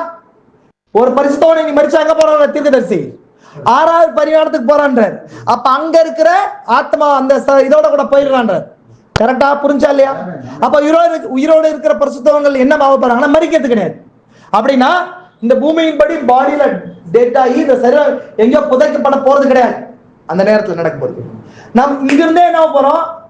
மறுரூபமாக்கப்படுறோம். அப்படின்னா இந்த ஆத்மா இன்னொரு டைமென்ஷன்ல 6வது பரிணாமத்துல இருக்கிற அந்த சரீரத்தை அந்த தியாபினியோட இணைக்கப்பட போது இந்த சரீரம் டெசல் ஆகுது. அப்படின்னா இப்ப ஃபார் எக்ஸாம்பிள் இந்த விஷயத்த சொல்றோம். ஒரு பொருள், இந்த பொருள் இருக்கு இல்லைங்களா? இந்த பிளாஸ்டிக், இந்த பிளாஸ்டிக்க பூமியில இருந்து ஏதோ ஒரு எலிமெண்டால உண்டாக்கப்பட்டிருக்கும். இந்த பேப்பர் பூமியில இருந்து எலிமெண்டால உண்டாக்கப்பட்டிருக்கும் இல்லைங்களா? இது அப்படியே விடும்போது என்ன ஆகும்னு சொன்னா எந்த பொருள் வந்து அந்த பொருளா சதையுமா? அப்ப அது மாதிரி இந்த சரீரமும் இந்த ஆத்மா போன பின்னாடி எந்த பொருளா வந்து அந்த பொருளா வந்து டெசல் ஆயிடும், திரும்ப மூல நிலைக்கு போயிடும். கரெக்டா? இப்ப மரிக்கிற மனுஷனுடைய நிலை என்னங்க? பூமியில எடுத்து வைக்கிறோம், என்ன ஆகுது? திரும்ப என்னென்ன வருதோ அது எல்லா நிலையும் மண்ணா மாறிடுது, மூலநிலை மாறிடுது. அப்படின்னா அது பூமியில வச்சு கொஞ்ச நாள் கழிச்சு மாறுது. எடுத்துக்கொள்ளப்படுதல நம்ம நடக்கும்போது உடனே மாறுது. நம்ம அந்த சரத்துக்கு அந்த நம்ம தியாபினி நம்ம போயிட்டு போறோம். இந்த சரீரம் மண்ணுக்கு போயிடும். புரியுதுங்களா உங்களுக்கு? அப்போ நான் ஆல்ரெடி சொல்லிட்டேன், ஏற்கனவே அந்த ஆத்மா பரிசுத்தவானுடைய ஆத்மா கல்லறையில இல்ல. அவங்க எங்க இருக்காங்க? 6th டைமென்ஷன்ல. அதான் பரதேசு. அப்படின்னா நம்ம எடுத்துக்கொள்ளப்படுதல்ன்றது பூமி மேல அப்படி பறந்து போறது கிடையாது. இந்த உலகத்திலேயே டைமென்ஷன்ஸ் இருக்கு. காணக்கூடாத உலகத்துல இருக்கிற அந்த பாடி இருக்குது. அப்ப காணக்கூடாம இருக்கிற அந்த உலகத்துக்கு இந்த ஆத்மா டிரான்ஸ்ஃபர் ஆகுது தான் எடுத்துக்கொள்ளப்படுது. ஆமென். புரிஞ்சா உங்களுக்கு பாயிண்ட்? புரிஞ்சா உங்களுக்கு? அப்போ காலக்கூடாத உலகத்துல இருக்கிற அந்த டைமென்ஷன் இந்த ஆத்மா மாற்றப்பட்டு அந்த டைமென்ஷன்ல இருக்கிற சரீரத்துக்குள்ள இந்த ஆத்மா போயிடுது. போகும்போது அந்த டைமென்ஷன்ல ஆல்ரெடி மேடம் இருப்பாரா, எஃப்எம் பாஸ்வத் இருப்பாரா, இவங்க எல்லாம் மேல இருப்பாங்களா, அவங்கள நான் பார்க்க போறேன். அதான் கேதரிங். அப்போ ஷவுட், வாய்ஸ், ட்ரம்பட். புரிஞ்சா உங்களுக்கு? இப்போ இது மூணும் ஒரே விஷயமா வெவ்வேறு காலகட்டங்கள் நடக்கிறதா? வெவ்வேறு. இந்த 6 வாரம் செய்த 7 சீல்ஸ் ரெவலேஷனா உலகம் முழுசும் வந்து ஒரு கூட்ட மனவாட்டை ஒண்ணு சேர்ச்சு. பிரதானனுடைய சத்தம் தான் உயிர் தெளிவு வல்லமை கொண்டு வருது. தேவ எக்காலம் தான் பாடி சேஞ்சிங்கா இருக்குது. புரிஞ்சா உங்களுக்கு? அப்ப அவரே இந்த விஷயத்தை என்ன பண்றாரு, செய்யறாரு. இப்ப நான் சொல்ற பாருங்க, நம்முடைய கர்த்தராகிய இயேசு கிறிஸ்துவின் வருகையும் நாம் அவரிடத்தில் சேர்க்கப்படுகிறோம். அப்ப இங்க 2 விஷயம் இருக்குதா, ஒரு விஷயம் இருக்குதா? அப்பா வருகை ஒண்ணு, கரெக்டுங்களா? வருகை என்ன? இப்பதான் சொன்னேன், அவர் முழு வார்த்தையில 1963 வந்தார், இப்ப வந்திருக்கிறார். நாம அவரிடத்துல சேர்க்கப்படுதல்ன்றது நம்ம 6th டைமென்ஷனுக்குள்ள போறோம். புரிஞ்சா உங்களுக்கு பாயிண்ட்? இங்கதான் வருகையே தப்பா புரிஞ்சுக்கிறாங்க. இங்க பைபிள் பவுல் சொன்னதே நான் 1963 காட்டுறேன். பவுல் சொன்னதான் அவர் வருகைன்னும் போது நிறைய பேர் இப்ப திருப்பதி 1965 வரைக்கும் நான் வருகைக்காக காத்திருக்கிறோம் சொல்றாரு. அவர் அந்த வருகைக்காக காத்திருக்கிறோன்றதை எந்த கான்டெக்ஸ்ட்ல சொல்றாருன்னா, நம்ம எடுத்துக்கொள்ளப்படுதல் நேரத்தை குறிச்சு சொல்றாரு. வருகை அப்படின்னு அவர் திரும்பவும் வருவாரு அப்படின்றத குறிச்சு சொல்ல. வருகைன்றது ஆல்ரெடி ஹேப்பன், நடந்துச்சு. எதுல நடந்துச்சு? 1963 முழு வார்த்தை என்ன பண்றாரு, அவரு வந்துட்டாரு. அவர் வார்த்தையா வந்து மனவாட்டிக்குள்ள ஃபார்ம் ஆற. மனவாட்டி பிரமிடுடைய சகோதர ஸ்நேகம் வரைக்கும் இருக்கிற பகுதி, மணவாளன் அந்த தலை, அது இணைக்கப்படும் போதுதான் நமக்கு பாடி சேஞ்சிங் நடக்கிற வல்லமை நடக்குது. நடந்த பின்னாடி எடுத்துக்கொள்ளப்படுதல் ஆகும். அப்படின்னா அவர் வருகை 1963, அவரிடத்தில் சேர்க்கப்படுதல் தான் பாடி சேஞ்சிங் அல்லது எடுத்துக்கொள்ளப்படுதல். புரிஞ்ச பாயிண்ட்? ரொம்ப மேஜர் விஷயம். இதை நிறைய பேர் தப்பா புரிஞ்சுக்கிறாங்க. அதனாலதான் உங்களுக்கு இதெல்லாம், இந்த விஷயங்கள்லாம் உங்களுக்கு தெரிஞ்சா உங்களுக்கு ஈஸி. அப்பா நம்ம என்ன கிடையாது, நம்ம பாடி திரும்பவும் பரிசுத்தவான்கள்லாம் பூமியில இருந்து யாரும் என்ன பண்ண போறதுல, எதுவும் எழ போறதுல. இந்த பரிசுத்தவான்களுக்கு பூமியோட கூட எந்த சம்பந்தமோ, கல்லறையோட கூட எந்த சம்பந்தம் இல்ல. அது குறைவான புரிதல். இன்னைக்கு 7 சீல்ஸ் ரெவலேஷன் வரும்போது நமக்கு என்ன வந்திருக்குது, அண்டர்ஸ்டாண்டிங், ரெசரக்ஷன், உயிர் தழுதல் பற்றி புரிதல் நம்ம வந்துச்சு. நம்ம பாடி டெசலா போகுது, அவ்வளவுதானே தவிர நம்ம எடுத்துக்கொள்ளப்படுதல்ன்றதே காட்டப் அப்படின்றது. காட்டப்னு சொன்னா அப்படியே பூமியில மேல போறது கிடையாது, டைமென்ஷன் ஷிஃப்ட். கரெக்ட்டுங்களா? அப்ப இந்த டைமென்ஷன், எந்த டைமென்ஷன்? ஒளி, பொருள், காலம், விஞ்ஞானம். விஞ்ஞானம்னா எலக்ட்ரோ மேக்னெட்டிக் வேவ்ஸ் இல்லைங்களா? விஞ்ஞானம்ன்றது ஒண்ணும் கிடையாது, இது லைட் வேவ்ஸா இருக்குது, sound waves, electro magnetic waves. இந்த மூலமா நம்ம என்ன பண்றோம், அந்த 4வது டைமென்ஷனோட கனெக்ட் ஆகிறோம். 5வது பாதாளம், 6வது பரதேசம் இல்லைங்களா? அதுதான் காணக்கூடாத உலகம், நித்திய உலகம். அப்ப அந்த நித்திய உலகமும் இங்கேதான் இருக்குது, தூதர்கள் இங்கே இருக்கிறாங்க. இந்த கண்ணுல இருந்து நம்மளால பார்க்க முடியாது.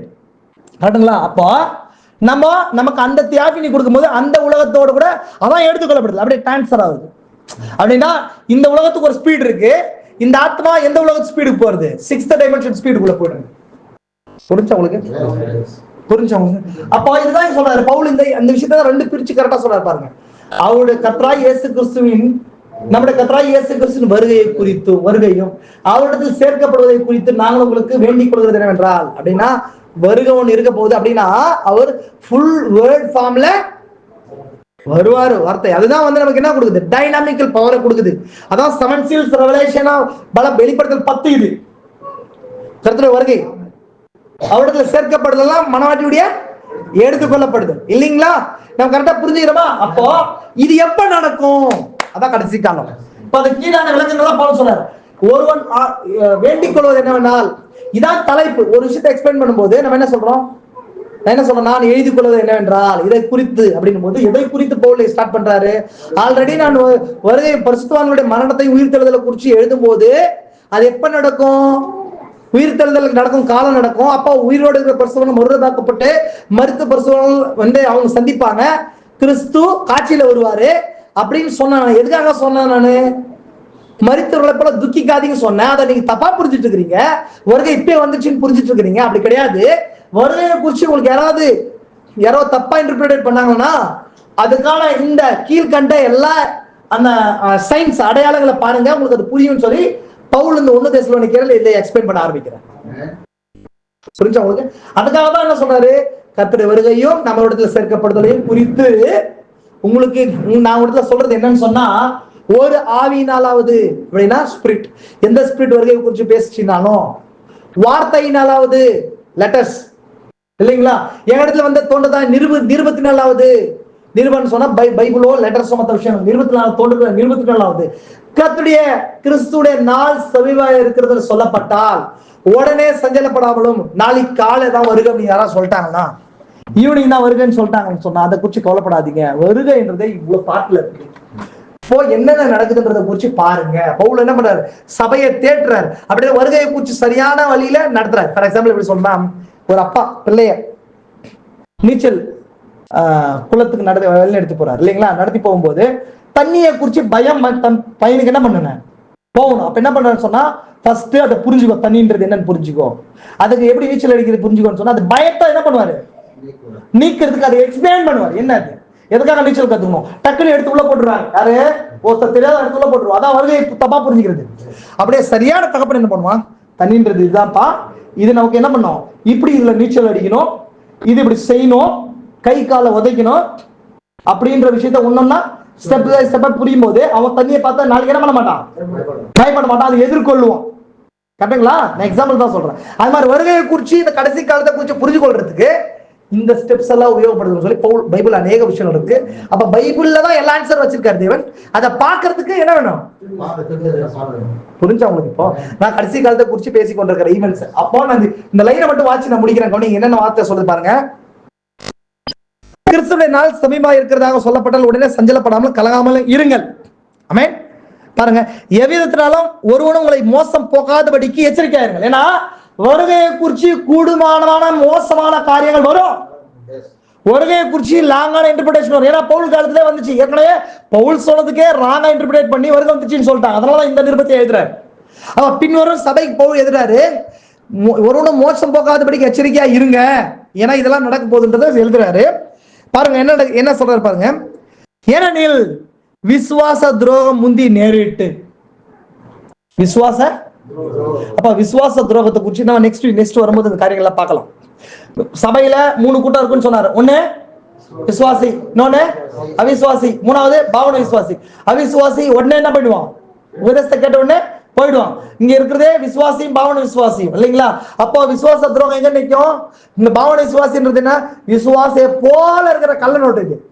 அப்போ இது விசுவாச துரோகம் பண்ணும். இது விசுவாச துரோகம் நடக்கும் அப்படின்னா பதர் எப்படி இருக்கும், வித்தை போல இருக்கும்.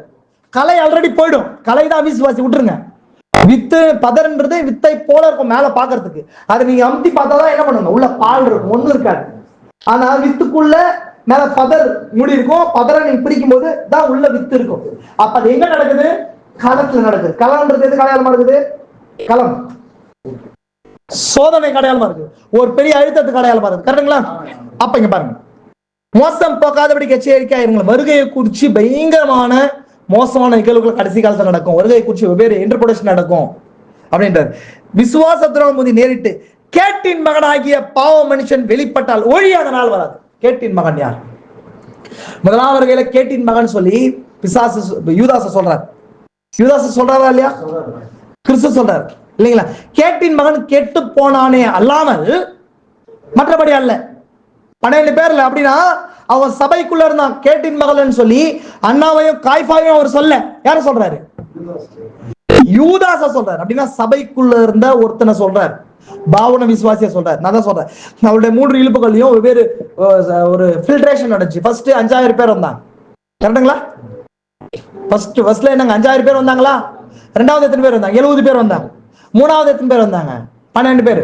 12 பேர்லயா கரெக்டா ஒரு ஃபில்ட்ரேஷன் நடக்குது. 11 ஒரு ஆள் வெளியே போறான் இல்லைங்களா. யூதாஸ் இன்னும் சொன்னா, யூதாஸ் 13வது நபர். கரெக்டா? யூதாஸ் எத்தனாவது நபர்? 12வது கிடையாது. கிறிஸ்து தான் முதல் நபர். கிறிஸ்து தான் முதல் நபர். முதல் அப்போஸ்தலன் யாருங்க? முதல் அப்போஸ்தலன் கிறிஸ்து தானே. நம்ம அப்போஸ்தலனா இருக்கிற இயேசு கிறிஸ்து, அவர் தான் முதல் அப்போஸ்தலன். ஏன் அப்போஸ்தலன் என்ன அர்த்தம்? அவர் பிதாவால் அனுப்பப்பட்டாரா இல்லையா? முதல் அப்போஸ்தலன் கிறிஸ்து. ஆமென். இப்போ 13வது நபர் தான் யாருங்க? இப்ப யூதாசத்தை எடுத்துரு இல்லையா. யூதாஸ் என்ன பண்ண எடுத்துரு. அப்போ அவன் விசுவாசிக்குள்ள இருந்து ஒரு கூட்டம் பாருங்க. அப்போ விசுவாச துரோகம் முந்தி நேரிட்டு கேட்டின் மகனாகிய பாவ மனுஷன், கேட்டின் மகனாகிய பாவ மனுஷன் சொன்னா பாவ மனுஷன் வெளிப்பட்டால் ஒளியே அந்த நாள் வராது. கேட்டின் மகன் அப்படின்னா அக்கிரமத்தின் ரகசியம். இந்த விஷயங்கள்லாம் நோட் பண்ணி வச்சுக்கோங்க, பின்னாடி நான் பார்க்கும்போது காரியத்தை சொல்றேன். அப்போ முதலாவது வருகையில கேட்டின் மகன் வந்தான். இரண்டாவது வருகையிலும் எகைன் வருகை நேரத்துல அந்த கருத்துல வருகை நடக்கிறதுக்கு முன்னாடி கேட்டின் மகன் வெளிப்படணும். அவன் அப்படின்னா விசுவாசிகளுக்குள்ளே விசுவாசத்தாருக்குள்ளேயே அந்த அந்த பாகம் சரீரத்துக்குள்ள இருந்து வெளிப்படுற பிசாசு. கரெக்டுங்களா? லூசிபர் யாரு? லூசிபர் அக்கிரமத்தின் ரகசியம், பாவ மனுஷன். கிறிஸ்து யாரு? தேவபக்திக்குரிய ரகசியம். தேவபக்திக்குரிய ரகசியம் யாரும் ஒப்புக்கொள்கிறபடியே மகா மேன்மை உள்ளது. தேவன் மாம்சத்துல வெளிப்பட்டார். தேவன் மாம்சத்துல வெளிப்படுறது தேவபக்திக்குரிய ரகசியம். அக்கிரமத்தின் ரகசியம்ன்றது என்ன? பிசாசு மாம்சத்துல வெளிப்படுறது. அதான் யாருக்குள்ள வெளிப்பட்டான்? யூதாசுக்குள்ள வெளிப்பட்டான் இல்லையா? அவன் தானே அக்கிரமத்தின் ரகசியம், அவன் தான் பாவ மனுஷன் இல்லையா? அப்போ இந்த காலத்துல திரும்ப ரெண்டு நடக்குது. தேவபக்திக்குரிய ரகசியம் நடக்குது. ஏன்னா தேவன் திரும்ப என்ன போறாரு? மாம்சத்துக்குள்ள வெளிப்பட போறாரு. அதே கூட்டத்து பக்கத்துல அக்கிரமக்காரன் வெளிப்படுறான். நான் சொல்றது ஸ்தாபனத்துல இல்ல சகோதரா, நான் சொல்றது போப்ப சொல்ல சபைக்குள்ள பாவம் சொல்லி அவன் எதிர்த்து நிற்கிறவனாயும் தேவன் எனப்படுவது எதுவோ ஆராதிக்கப்படுகிறது எதுவோ அவைகளுக்கு எல்லாவற்றுக்கும் மேலாக தன்னை உயர்த்துகிறவனாய் இருப்பான். தேவன் எனப்படுவது என்ன அப்படின்னா ஆதியில வார்த்தை இருந்தது, அந்த வார்த்தை தேவனில் இருந்து, அந்த வார்த்தை தேவனா இருந்தது. எது தேவன் எனப்படுவது? எது இப்ப சொல்லுங்களேன், வசனம் சொல்றேன் கரெக்டுங்களா? முழுவா வெளிப்படுத்தப்பட்ட வார்த்தை, வார்த்தையின் பரிபூர்ணம் தான் தேவன். அந்த தேவன் எனப்படுகிற வார்த்தைக்கு மேலாக ஆராதிக்கப்பட வேண்டியது வார்த்தை தான். அவை எல்லாவற்றுக்கும் மேலாக தன்னை தான் உயர்த்துகிறவனா இருப்பான். வார்த்தையை காட்டிலும் ஞானத்தையும் சபை முக்கியம் இருக்கட்டும். எல்லாத்தையும் என்ன பண்ண ஃபாலோ பண்ண அவசியம் கிடையாது சொல்லி வார்த்தைக்கான அந்த அந்த அந்த வீரியத்தை குறைச்சிட்டு இந்த யூதாசுகள் சபைக்குள்ள இருக்கிற இந்த யூதாசுடைய ஆவி மேலே எழும். புரிஞ்சுங்களா உங்களுக்கு? பாருங்க, நான் கீழே பின்னாடி எக்ஸ்பிளைன் பண்றேன், ஃப்ரேம் ஒர்க் போட்டு தரேன் உங்களுக்கு. நான் தேவனுடைய ஆலயத்தில், தேவனுடைய ஆலயம் எது? தேவனுடைய சபை, பாடி ஆஃப் கிறிஸ்ட். சபையில தானே, சபை தானே தேவனுடைய ஆலயம். இந்த கட்டிடம் கிடையாது சரிங்களா? ஆலயத்தில் தேவன் போல் உட்கார்ந்து தன்னைத்தான் தேவனாய் காண்பிக்கிறவனாய் இருப்பான். நான் உங்களிடத்தில் இருக்கும் போதே உங்களுக்கு சொன்னதில்லையா? அவன் தன் காலத்தில் வெளிப்படும்படிக்கு போது அவன் தடை செய்கிறது என்னது என்று அறிந்திருக்கிறீர்களே. அவன் கடைசி நேரத்துல வருவான். அந்தி கிறிஸ்து கடைசியா நடக்க போறது போப்புக்குள்ள நடக்குது. கடைசியா நடக்கிறது போப்புக்குள்ள தானே, அதுக்கு முன்னாடி சபையில நடக்க போகுது. ஆனா தடை செய்கிறது என்ன அப்படின்னு சொல்லி இதெல்லாம் அக்கிரமத்தின் ரகசியம் இப்பொழுது கிரியை செய்கிறது. ஆனாலும் தடை செய்கிறவன் நடுவிலிருந்து நீக்கப்படும் முன்னே அது வெளிப்படாது. அக்கிரமத்தின் ரகசியம், தேவபக்திக்கு ரகசியம் என்ன? அக்கிரமத்தின் ரகசியம் என்ன? பிசாசு மாம்சத்தில் வெளிப்படுது. ஆனா பிசாசு மாம்சத்தில் வெளிப்படுவதுன்றது எப்ப நடக்காதா? தடை செய்கிறவன் போகிற வரைக்கும் நடக்காதான். அப்படின்னா தடை செய்கிறவன் யாருன்னா இங்க பரிசுத்தாவி. பரிசுத்தாவிதான் தடை செய்கிறவன். யார் தடை செய்யறாரு? யார் தடை செய்யறாருன்னு சொன்னா அந்த அக்கிரமக்காரன் வராதபடிக்கு, பிசாசு முழுசா மாம்சத்துல வெளிப்படாதபடிக்கு அவர் தடை செய்து கொண்டிருக்கிறார். முழு விசுவாசம் மனவாட்டிக்குள்ள எடுத்து போகாதபடிக்கு தடை செய்திருக்கிறார். அதை இன்னும் சொல்றா, தடை செய்கிறவன்றது பரிசுத்தாவின்னு சொல்றதுக்கு பதிலாக பரிசுத்தாவி மனவாட்டிக்குள்ள இருக்கிறார். மனவாட்டி தான் அந்த தடை செய்கிறவன். மனவாட்டி போகிறதுக்கு முன்னாடி முழு மாம்சத்துல வெளிப்படாது. இது எங்க தெளிவா நடக்கும்னு சொன்னா புத்தி இல்லாத கணிகைகளுக்குள்ள தெளிவா நடக்கும். ஏன்னா சபை போயிடுது இல்லையா? அப்ப என்ன நடக்கணும்? சபை போகணும் அப்படின்றத சொல்றாரு. அவன் தன் காலத்தில் கீழே பாருங்க, இப்போ அக்கிரமத்தின் நீக்கப்படும் முன்னே அக்கிரமக்காரன் வெளிப்படுவான். நான் சொன்ன மிருகம் அவனை தன்னுடைய வாயின் சுவாசத்தை அழித்து தன்னுடைய வருகையின் பிரசனத்துல நாசம் பண்ணுவான். அது கீழே அந்த அக்கிரமக்காரனுடைய வருகை சாத்தானுடைய சகல செயலின்படி வல்லமையோடும் அடையாளங்களோடும் பொய்யான அற்புதங்களோடும் கெட்டு போவர்களுக்குள்ளே அநீதியினால் உண்டாகும் சகலவித வஞ்சகத்தோடும் இருக்கும். ரட்சிக்கப்படத்தக்கதாய் சத்தியத்தின் மேல் உள்ள அன்பை அவர்கள் அங்கீகரியாமல் போனபடினால் அப்படி நடக்கும். அகன் இப்ப நான் சொல்றது புத்தி இல்லாத கனியை குறித்து பேசுறேன். புத்தி இல்லாத கனியை ஏன் புத்தி இல்லாத கனியை மாறா சொல்லுங்க? அவன் கன்னிகை தான். கன்னிகை என்னன்னு சொன்னாங்க? பரிசுத்தமாக்கப்பட்டதான் கன்னிகை. பரிசுத்தமாக்கப்பட்டவ ஸ்தாபனங்களால் கரைப்படாதவதான் கன்னிகை. அப்ப ஸ்தாபனத்தோட எந்த ஐக்கியமும் இல்லாம இந்த செய்தியில இருக்கிறவங்க எல்லாமே கன்னிகை தான். இந்த கன்னிகையிலையும் ஒரு கூட்டம் மனவாட்டியா மாறும், இன்னொரு கூட்டம் புத்தி இல்லாத கன்னிகையா மாறும். இந்த புத்தி இல்லாத கன்னிகை என்ன பண்ணுவா? இங்க வசனம் சொல்லுது, சத்தியத்தை விசுவாசியாமல், ஸ்தாபனத்தை சொல்ல சத்தியத்தை விசுவாசியாமல் அநீதியில் பிரியப்படுகிற, இதே செய்தியில இருந்து கொண்டு அநீதியில பிரியப்படுகிற யாவரும் ஆக்கினைக்குள்ளாய் தீர்க்க பாருங்க, ரட்சிக்கப்படத்தக்கதாய் சத்தியத்தின் மேலுள்ள அன்பை அவர்கள் அங்கீகரியாம போயிட்டாங்க. இந்த முழு வெளிப்பாட உலகத்தின் ஒரு சேஷ்டபுத்திர பாகத்துக்காக, கூழுக்காக சேஷ்டபுத்திர பாகத்தை விற்கிற காரியம் அது. சில நபர்கள் இந்த செய்தியில் அப்படிதான் இருக்காங்க இல்லைங்களா? வார்த்தைக்காக நம்ம இவ்வளவு போராட்டம் நிக்கிறோம், நம்ம ஒண்ணுமே கிடையாது. ரியலா நினைச்சு பாருங்க, ஒரு சின்ன கூட்டம் கிடையாது, சின்ன காரியம் கிடையாது. புரியுதுங்களா உங்களுக்கு? நமக்காக சூழ்நிலை பாருங்க, ஒரு சின்ன மீட்டிங் நடத்துறதுக்கான சூழ்நிலை இல்ல கண்டிஷன் இருக்கு. ஆனாலும் தேவன் நமக்கு என்ன கொடுத்திருக்காரு?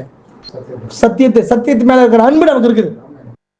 அது அங்கீகரி. ஏன்னா நமக்கு தெரியும் தெளிவா தேவன் ஆத்மாவை வெளிப்படுத்த இதெல்லாம் எடுத்துக்கொள்ளப்படுது, இங்கதான் எடுத்துக்கொள்ளப்படுதல் இருக்குதுன்னு சொல்லிட்டு அதனால தைரியமா நிக்க முடியுது நம்மளால. புரிஞ்சுங்களா உங்களுக்கு? ஆனா இந்த கணிகைகளா இருந்தாலும் ஸ்தாபன காரியங்கள் மாதிரி நான் உலகம் கிடையாது. ஸ்தாபனம் இன்னைக்கு சபைகள்ல, இன்னைக்கு எந்த மெசேஜ்ல ஸ்தாபனங்கள் தங்களை மாத்தி கொள்றாங்க இல்லைங்களா? இஸ்ரேல் ஜனங்கள் எகிப்திலிருந்து வெளியே வந்தாலும், எகிப்திலிருந்து என்ன பண்ணாங்க? வெளியே வந்துட்டாங்கன்னா எகிப்தை எங்க வச்சிருந்தாங்க?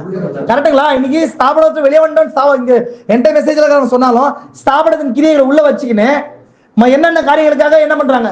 இந்த சபைகளை வச்சிருக்காங்கன்னு சொன்னா பினான்சியல் ஸ்டேட்டஸ்க்கு, பினான்சியலுக்காக, மேரேஜுக்காக, இல்ல வேலைகளுக்காக, இதுக்காக தானே. இல்ல நம்ம ஏதோ நமக்கு உபதேசம் உள்ள வெளிப்படுத்தப்பட்டிருந்தாலும் அந்த காரியத்தை பேசணும்னா நம்மள என்ன பண்ணிடுவாங்க? தள்ளிடுவாங்க, பிரிச்சிருவாங்க சொல்லிட்டு. ஒரு சில நபர்கள் என்ன எதுக்காக வச்சிருக்கு? ஒரு சில நபர்கள் என்ன பண்ணுவாங்க? நமக்கு ஒரு ஊழியர், நம்ம அங்க அந்த மாதிரி ஒரு ஸ்டேஜ் இருந்தா தான் நம்ம ப்ரீச் பண்ண முடியும். நடக்குதா இல்லையா? நடக்குதா இல்லைங்களா? இதுதான் வந்து சத்தியத்தை அறிகிற அன்புக்கு உண்மையாவே இல்லாம இருக்கிறது. வெளிப்படுத்தப்பட்ட காரியம் வெளிப்படுத்தப்பட்டிருக்கு. கன்னிகையா இருக்கிற நீ ஸ்தாபன தப்புன்னு சொல்லி உனக்கு தெரியும், தேவன் வெளிப்படுத்தி இருக்கிறார். ஆனாலும் உலகத்தின் அற்ப கூழுக்காக என்ன பண்ற? சேஷ்டபுத்திர பாகத்தை வித்து போடுற. காரணம் என்ன? நீ சொன்ன மாதிரி நமக்குள்ள ஒரு வந்திருக்குன்னு சொன்னா, நம்ம இந்த சபையில இருக்கிறோம், நம்ம சொன்னா என்ன ஆயிடுவோம்? அதை குறிச்சு பேசுறதுக்கு இல்ல. நம்ம பசங்க மேரேஜ் இருக்கு, நம்ம ஃபேமிலி பிரச்சனை இருக்கு, பினான்சியல் ஏதாவது பிரச்சனை, சாவு இருக்கு, மேரேஜ் இருக்கு, இல்ல எனக்கு தேவன் வந்து வரத்தை கொடுத்து நான் அதை ப்ரீச் பண்ணணும், எனக்கு ஒரு நல்ல பிளாட்ஃபார்ம் வேணும். ஏன் கவலைப்படுற? தேவன் உங்களுக்காக அழைச்சிருந்தா, தேவன் இந்த செய்திக்கு அழைச்சிருந்தாருன்னு சொன்னா தேவன் என்ன பண்ணாருன்னு சொன்னா அந்த எல்லா காரியத்தையும் சிவரோட விசுவாசத்தோட இந்த உலகத்தை காட்டிலும் அந்த உலகம் நம்ம பெருசு. இந்த வஞ்சகம், அந்த புத்தியாத கனிகள் வஞ்சகம் நடக்கும். இதெல்லாம் நடக்கிறது இந்த நேரம் பொல்லாத காலத்துல நடக்கும். செய்தி எல்லாம் சொல்லுவாங்க, எஸ் ஏத்துக்குவாங்க, விசுவாசிப்பாங்க. ஆனா இந்த மாதிரி நான் ஸ்தாபனம் ஆல்ரெடி சொன்னேன் உங்களுக்கு, இந்த ஸ்தாபன கட்டுக்குள்ள தங்களை வச்சுக்குவாங்க. செய்தியெல்லாம் கேட்பாங்க, எல்லாம் செய்தி கேட்பாங்க, ஆன்லைன்லயும் கேட்பாங்க, எல்லாம் கரெக்டா தான் வருது. ஆனா என்ன பண்ண மாட்டாங்க? நம்மளை பார்த்து சிறு கூட்டமா இருக்கிறோம், இங்க நம்ம போனோம் என்ன பண்றோம்? செய்தி மட்டும் வச்சுக்கிட்டு என்ன பண்றது?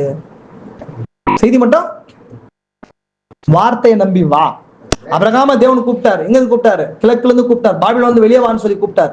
அபிரகாம் ஒரே வார்த்தையை நம்பி வந்தா. தேவன் சொன்னாரு மேற்கு நோக்கி போன்னு சொன்னா. நம்ம மேற்கு நோக்கி வந்திருக்கிறோம் இன்னைக்கு இல்லைங்களா? மேற்கு ஏன் தேவன் திரும்ப சொல்ற மேற்கு நோக்கி சொன்னா, சாயங்காலத்தின் நிழல்கள் இருக்கிற நேரம் வந்து மேற்குல என்னங்க சூரியன் உதிக்கும் இல்லைங்களா? அந்த இடத்துல தான் வெளிச்சம் இருக்கும், சத்தியம் இருக்கும்னு சொல்லி. அப்போ நம்ம என்னத்தை குறிச்சு பார்த்தோம்? சின்ன ஓவர்கால் ரீகால் பண்ணி நான் முடிச்சிடுறேன் உங்களுக்கு. சின்ன ரீகால் என்ன காரியம் பாருங்க. ஒன்று, கடைசி காலம் அப்படின்றத குறிச்சு, கடைசி கால நிகழ்வுகள், end time events under the prophetic view, தீர்க்க தரிசன பார்வையின் கீழாக கடைசி கால நிகழ்வுகள். நாம கடைசி காலத்துல வாழ்ந்து கொண்டிருக்கிறோம்ன்றது எப்படி தெரியும்? இது பிரபஞ்சத்தின் பொல்லாத தேவன், இப்பொல்லாத காலத்தின் தேவன். இது பொல்லாத காலமா? இருந்ததுலேயே மோசமான பொல்லாத காலம் இதுதான் அப்படின்ற. எப்படி? வஞ்சகம் அவ்வளவு உள்ள இருக்கும். ஒரே நேரத்துல இது பொல்லாத பிரபஞ்சத்தின் தேவனின் காலமாவும் இருக்குது, இதே நேரத்துல கர்த்தருடைய நாளாவும் இது இருக்குது. ஏன்னா தன்னை மனவாட்டியை எடுத்துக்கொள்றதுக்கு தேவன் இந்த காலத்தை உபயோகப்படுத்துற. ஏன்னு சொன்னா, பிசாசு ஒரு நாள்ல தேவனுடைய காலத்துல, தேவனுடைய கர்த்தருடைய நாள்ல இருந்து அவன் தன்னுடைய மனவாட்டியை கொண்டு வரதுக்கு ட்ரை பண்ணான். இன்னைக்கு அவங்க ட்ரை பண்ணிட்டான், அவனுடைய மனவாட்டி இருக்கிறான்ற. WCC வந்து அவனுக்கான திருமணம் தெரியுமா உங்களுக்கு? நான் செய்தி வாட்சேன். என்ன சொல்ற சொன்னா, WCC நமக்கான திருமணம் இன்னைக்கு வார்த்தையில் இணைக்கப்பட்டிருக்கிறோம். ஒரு நாள் என்ன பண்றோம்னு சொன்னா, நம்ம வந்து ஆகாயத்துக்கு எதுக்காக போறோம்? ஆகாயம் மீன்ஸ் ஆகாயம் கிடையாது, அதர் டைமென்ஷனுக்கு எதுக்காக போறோம்? வெட்டிங் சப்பருக்காக போறோம். அப்படின்னா கல்யாண விருந்துக்கு போறோம். கல்யாணம் என்ன ஆகுதுங்க? இப்ப வார்த்தையில இணைக்கப்படுவதா மேரேஜ். அது நடந்து கொண்டிருக்கிறீங்க. சிலர் நடந்து முடிஞ்சு சொல்றாங்க, அதை நான் ஏத்துக்கல, தப்பா அவரு இனிமேல் நடக்க போகுது மத்திய காலத்துலன்றாங்க. கிடையாது. அந்த கல்யாணம்ன்ற அந்த வார்த்தையை நம்ம புரிஞ்சு கொண்டா புரியும். இந்த கல்யாணம்ன்றது என்னன்னு சொன்னா, ஒரு மணவாளனும் ஒரு ஆணும் பெண்ணுன்னு இணைப்புக்குள்ள வர்றது. அப்போ இன்னைக்கு வார்த்தை மணவாளனும் வார்த்தை மணவாட்டி என்ன பண்றாங்க? அவன் 1963 வரும்போது இன்னைக்கு முழு வார்த்தை மனவாட்டியோட இணைக்கப்பட்டு கொண்டிருக்குது. அந்த இணைப்பு ஒட்டுமொத்த உலகத்துல இருக்கிற ஒவ்வொரு ஆத்மாக்களை கொண்டு வருது. கடைசி ஆத்மா உள்ள வரும்போது இணைப்பு முடிஞ்சிச்சு, மேரேஜ் முடிஞ்சுன்னு அர்த்தம். எடுத்துக்கொள்ளப்பட்டது அக்கறையில வெட்டிங் சப்பார் இருக்கு இல்லைங்களா? அப்ப இது நமக்கு மணவாளன் உண்மையான கிறிஸ்துவுக்கும் சபைக்கு நடக்கிறது. இதே போல பிசாசு ஒரு மனவாட்டியை ரெடி பண்றான் இல்லையா? ஏதோ இந்த வெளியே கொண்டு ரெடி பண்றாங்க, அது WCC, அது அக்கினி கடல முடியுமா? அவனுக்கு ஒரு மனவாட்டிங்க, நமக்கு இங்க கிறிஸ்துவுக்கு ஒரு மனவாளன், அவருக்குரிய நமக்குரிய மனவாளன். இந்த கிறிஸ்துக்குரிய மனவாட்டி நம்ம தான், அவருக்குரிய மனவாட்டி தான் WCC ஸ்தாபன சபைகள். அதெல்லாம் புத்தியுள்ள அதை கண்ணி போய் மாட்ட போறான். இதனால இந்த சின்ன சின்ன விஷயம் காம்ப்ரமைசஸ், வார்த்தையில காம்ப்ரமைசஸ், வார்த்தையில காம்ப்ரமைஸ் பண்றது எதுக்காக? இப்படிலாம் ஆகுமா? கொஞ்சம் என்ன பண்ணணும், விட்டு கொடுத்து போகணும். எல்லாம் கூட்டமா வருது. அதாவது ஒத்த புள்ளியுள்ள பறவைகளே கிடையாது. ஆனா உள்ள தனித்தனி ஆளுக்காக ஒரு கத்தி வச்சிருப்பாங்க, ஆனா ஒன்னா நின்றுப்பாங்க. பார்த்திருக்கேன், எல்லா பின்னாடி கத்தி இருக்கும். லைட் ஆஃப் பண்ண போதும் ரத்த கலரையா உள்ள. ஆமாங்க, லைட் ஆஃப் பண்ணி மட்டும் பாருங்களேன், எல்லா உலகத்துக்கும் குத்து விழுந்திருக்கும். ஐயோ குத்திட்டாங்களா அப்படின்வாங்க. காரணம் என்ன? ஒத்த ஆவி கிடையாதுங்க. ஒத்த ஆவி ஒரு மனம் கிடையாது. நம்ம உன்னசஸ் கூச்ச பார்த்தோம். உன்னசஸ் தேவடைய ஆவியை முழுசா மனவாட்டிக்குள்ள ஊட்டுறது நம்ம உன்னசஸ். அது அந்த உன்னசஸ் ஜாதி மதம் இனம் எல்லாத்தையும் கடந்து வெளிப்பாட்டுக்காக நிக்கிறது, ஒரே வெளிப்பாட்டுக்காக நிக்கிறது. புரிஞ்சுங்களா உங்களுக்கு? அந்த நேரத்துல தான் இருக்கிறோம். அப்ப என்ன நடக்குது? ரெண்டு கிருபையின் உச்சகட்டத்தை பாக்குறோம். இந்த நேரத்துல யாருக்கெல்லாம் நம்ம தேவைப்படுதுன்னு சொன்னா, இன்னைக்கு வாலிபர்களுக்கு தேவைப்படுது. பொருளாதாரத்தை நம்ம கட்டமைக்கிறோம், அது தேவைப்படுது. அரசியல் உலகத்துல என்ன நடக்குது, விஞ்ஞான உலகத்துல நடக்குது, இஸ்ரேல் என்ன நடக்குது, இந்த காரியத்துல பாக்குறோம். அது இல்லாம நம்ம சரீரத்துல ஏன் இந்த மாற்றங்களை ஏற்படுது, எல்லாம் கடைசி காலத்துல ப்ராஃபட்டிக் வியூல பாக்குறது. என்ன பிரதர் நடக்கும் கடைசி நேரத்துல? நாளைக்கு காலையில் நடக்கும் போது எடுத்துக்கொள்ளப்படுதல். இதை இப்படிதான் கேட்போம். காரணம் இந்த வியூல தான் பார்க்கணும். தான் பவுல் இங்க சொல்றாரு தெளிவா. என்ன சொல்றாரு? கர்த்தருடைய வருகை குறிச்சும் நாம ஒரு இடத்துல சேர்க்கப்படுதல். அப்படின்னா இன்னைக்கு ஸ்தாபன அண்டர்ஸ்டாண்டிங்ல புரிஞ்சுக்கூடாது. சாமன் அண்டர்ஸ்டாண்டிங் என்ன? அப்படியே வருவாரு, நம்ம வந்து பேபி அண்டர்ஸ்டாண்டிங். அவர் வந்துட்டார் வார்த்தையில முழுசா, நம்ம ஒரு இடத்துல சேர்க்கப்படுதுன்னா இப்படி கிடையாது, டைமென்ஷனல் சேஞ்ச். புரிஞ்சுங்களா உங்களுக்கு? இப்போ இது வர நெக்ஸ்ட் வரும்போது இது நம்ம எக்ஸ்பேண்ட் பண்ணி வேற விஷயங்கள்லாம் நம்ம பார்க்க போலாம் இல்லைங்களா? நோவா காலத்துல இந்த அழிவு, பூர்ண உலகம் சொல்லப்படுது இல்லைங்களா? இப்போ கடைசி காலத்துக்கான ஒரு அடையாளம், இன்னொரு அடையாளம் சொல்லப்படுது பாருங்க. என்ன கடைசி காலத்துக்கான இன்னொரு அடையாளம் பாருங்க.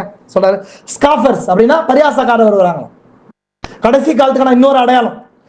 நீங்கள் பிரியமானவர்களே, நம்முடைய கர்த்தராகிய இயேசு கிறிஸ்துவின் அப்போஸ்தலரால் முன் செல்லப்பட்ட வார்த்தைகளை நினைவு கூறுங்கள்.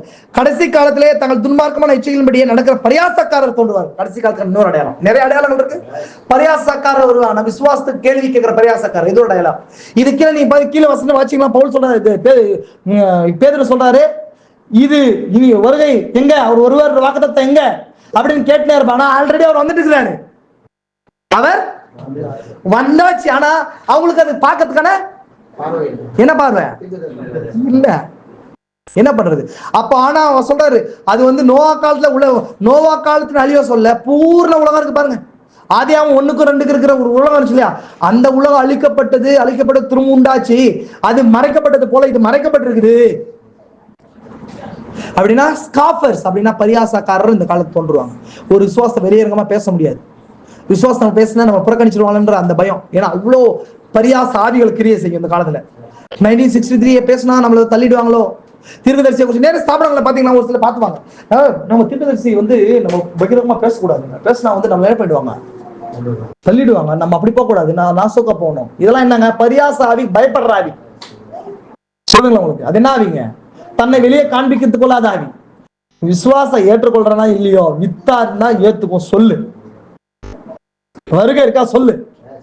எக்ஸ்பிளைன் பண்றது உன்னோட வேலை கிடையாது, புரிய வைக்கிறது வேலை கிடையாது. வார்த்தையே உனக்குள்ள விசுவாசத்தை வெளிப்படுத்துற உங்க வேலை. புரிய வைக்கிறது வித்து புரிஞ்சுக்கும். என்ன விசுவாசிக்கிறீங்களா?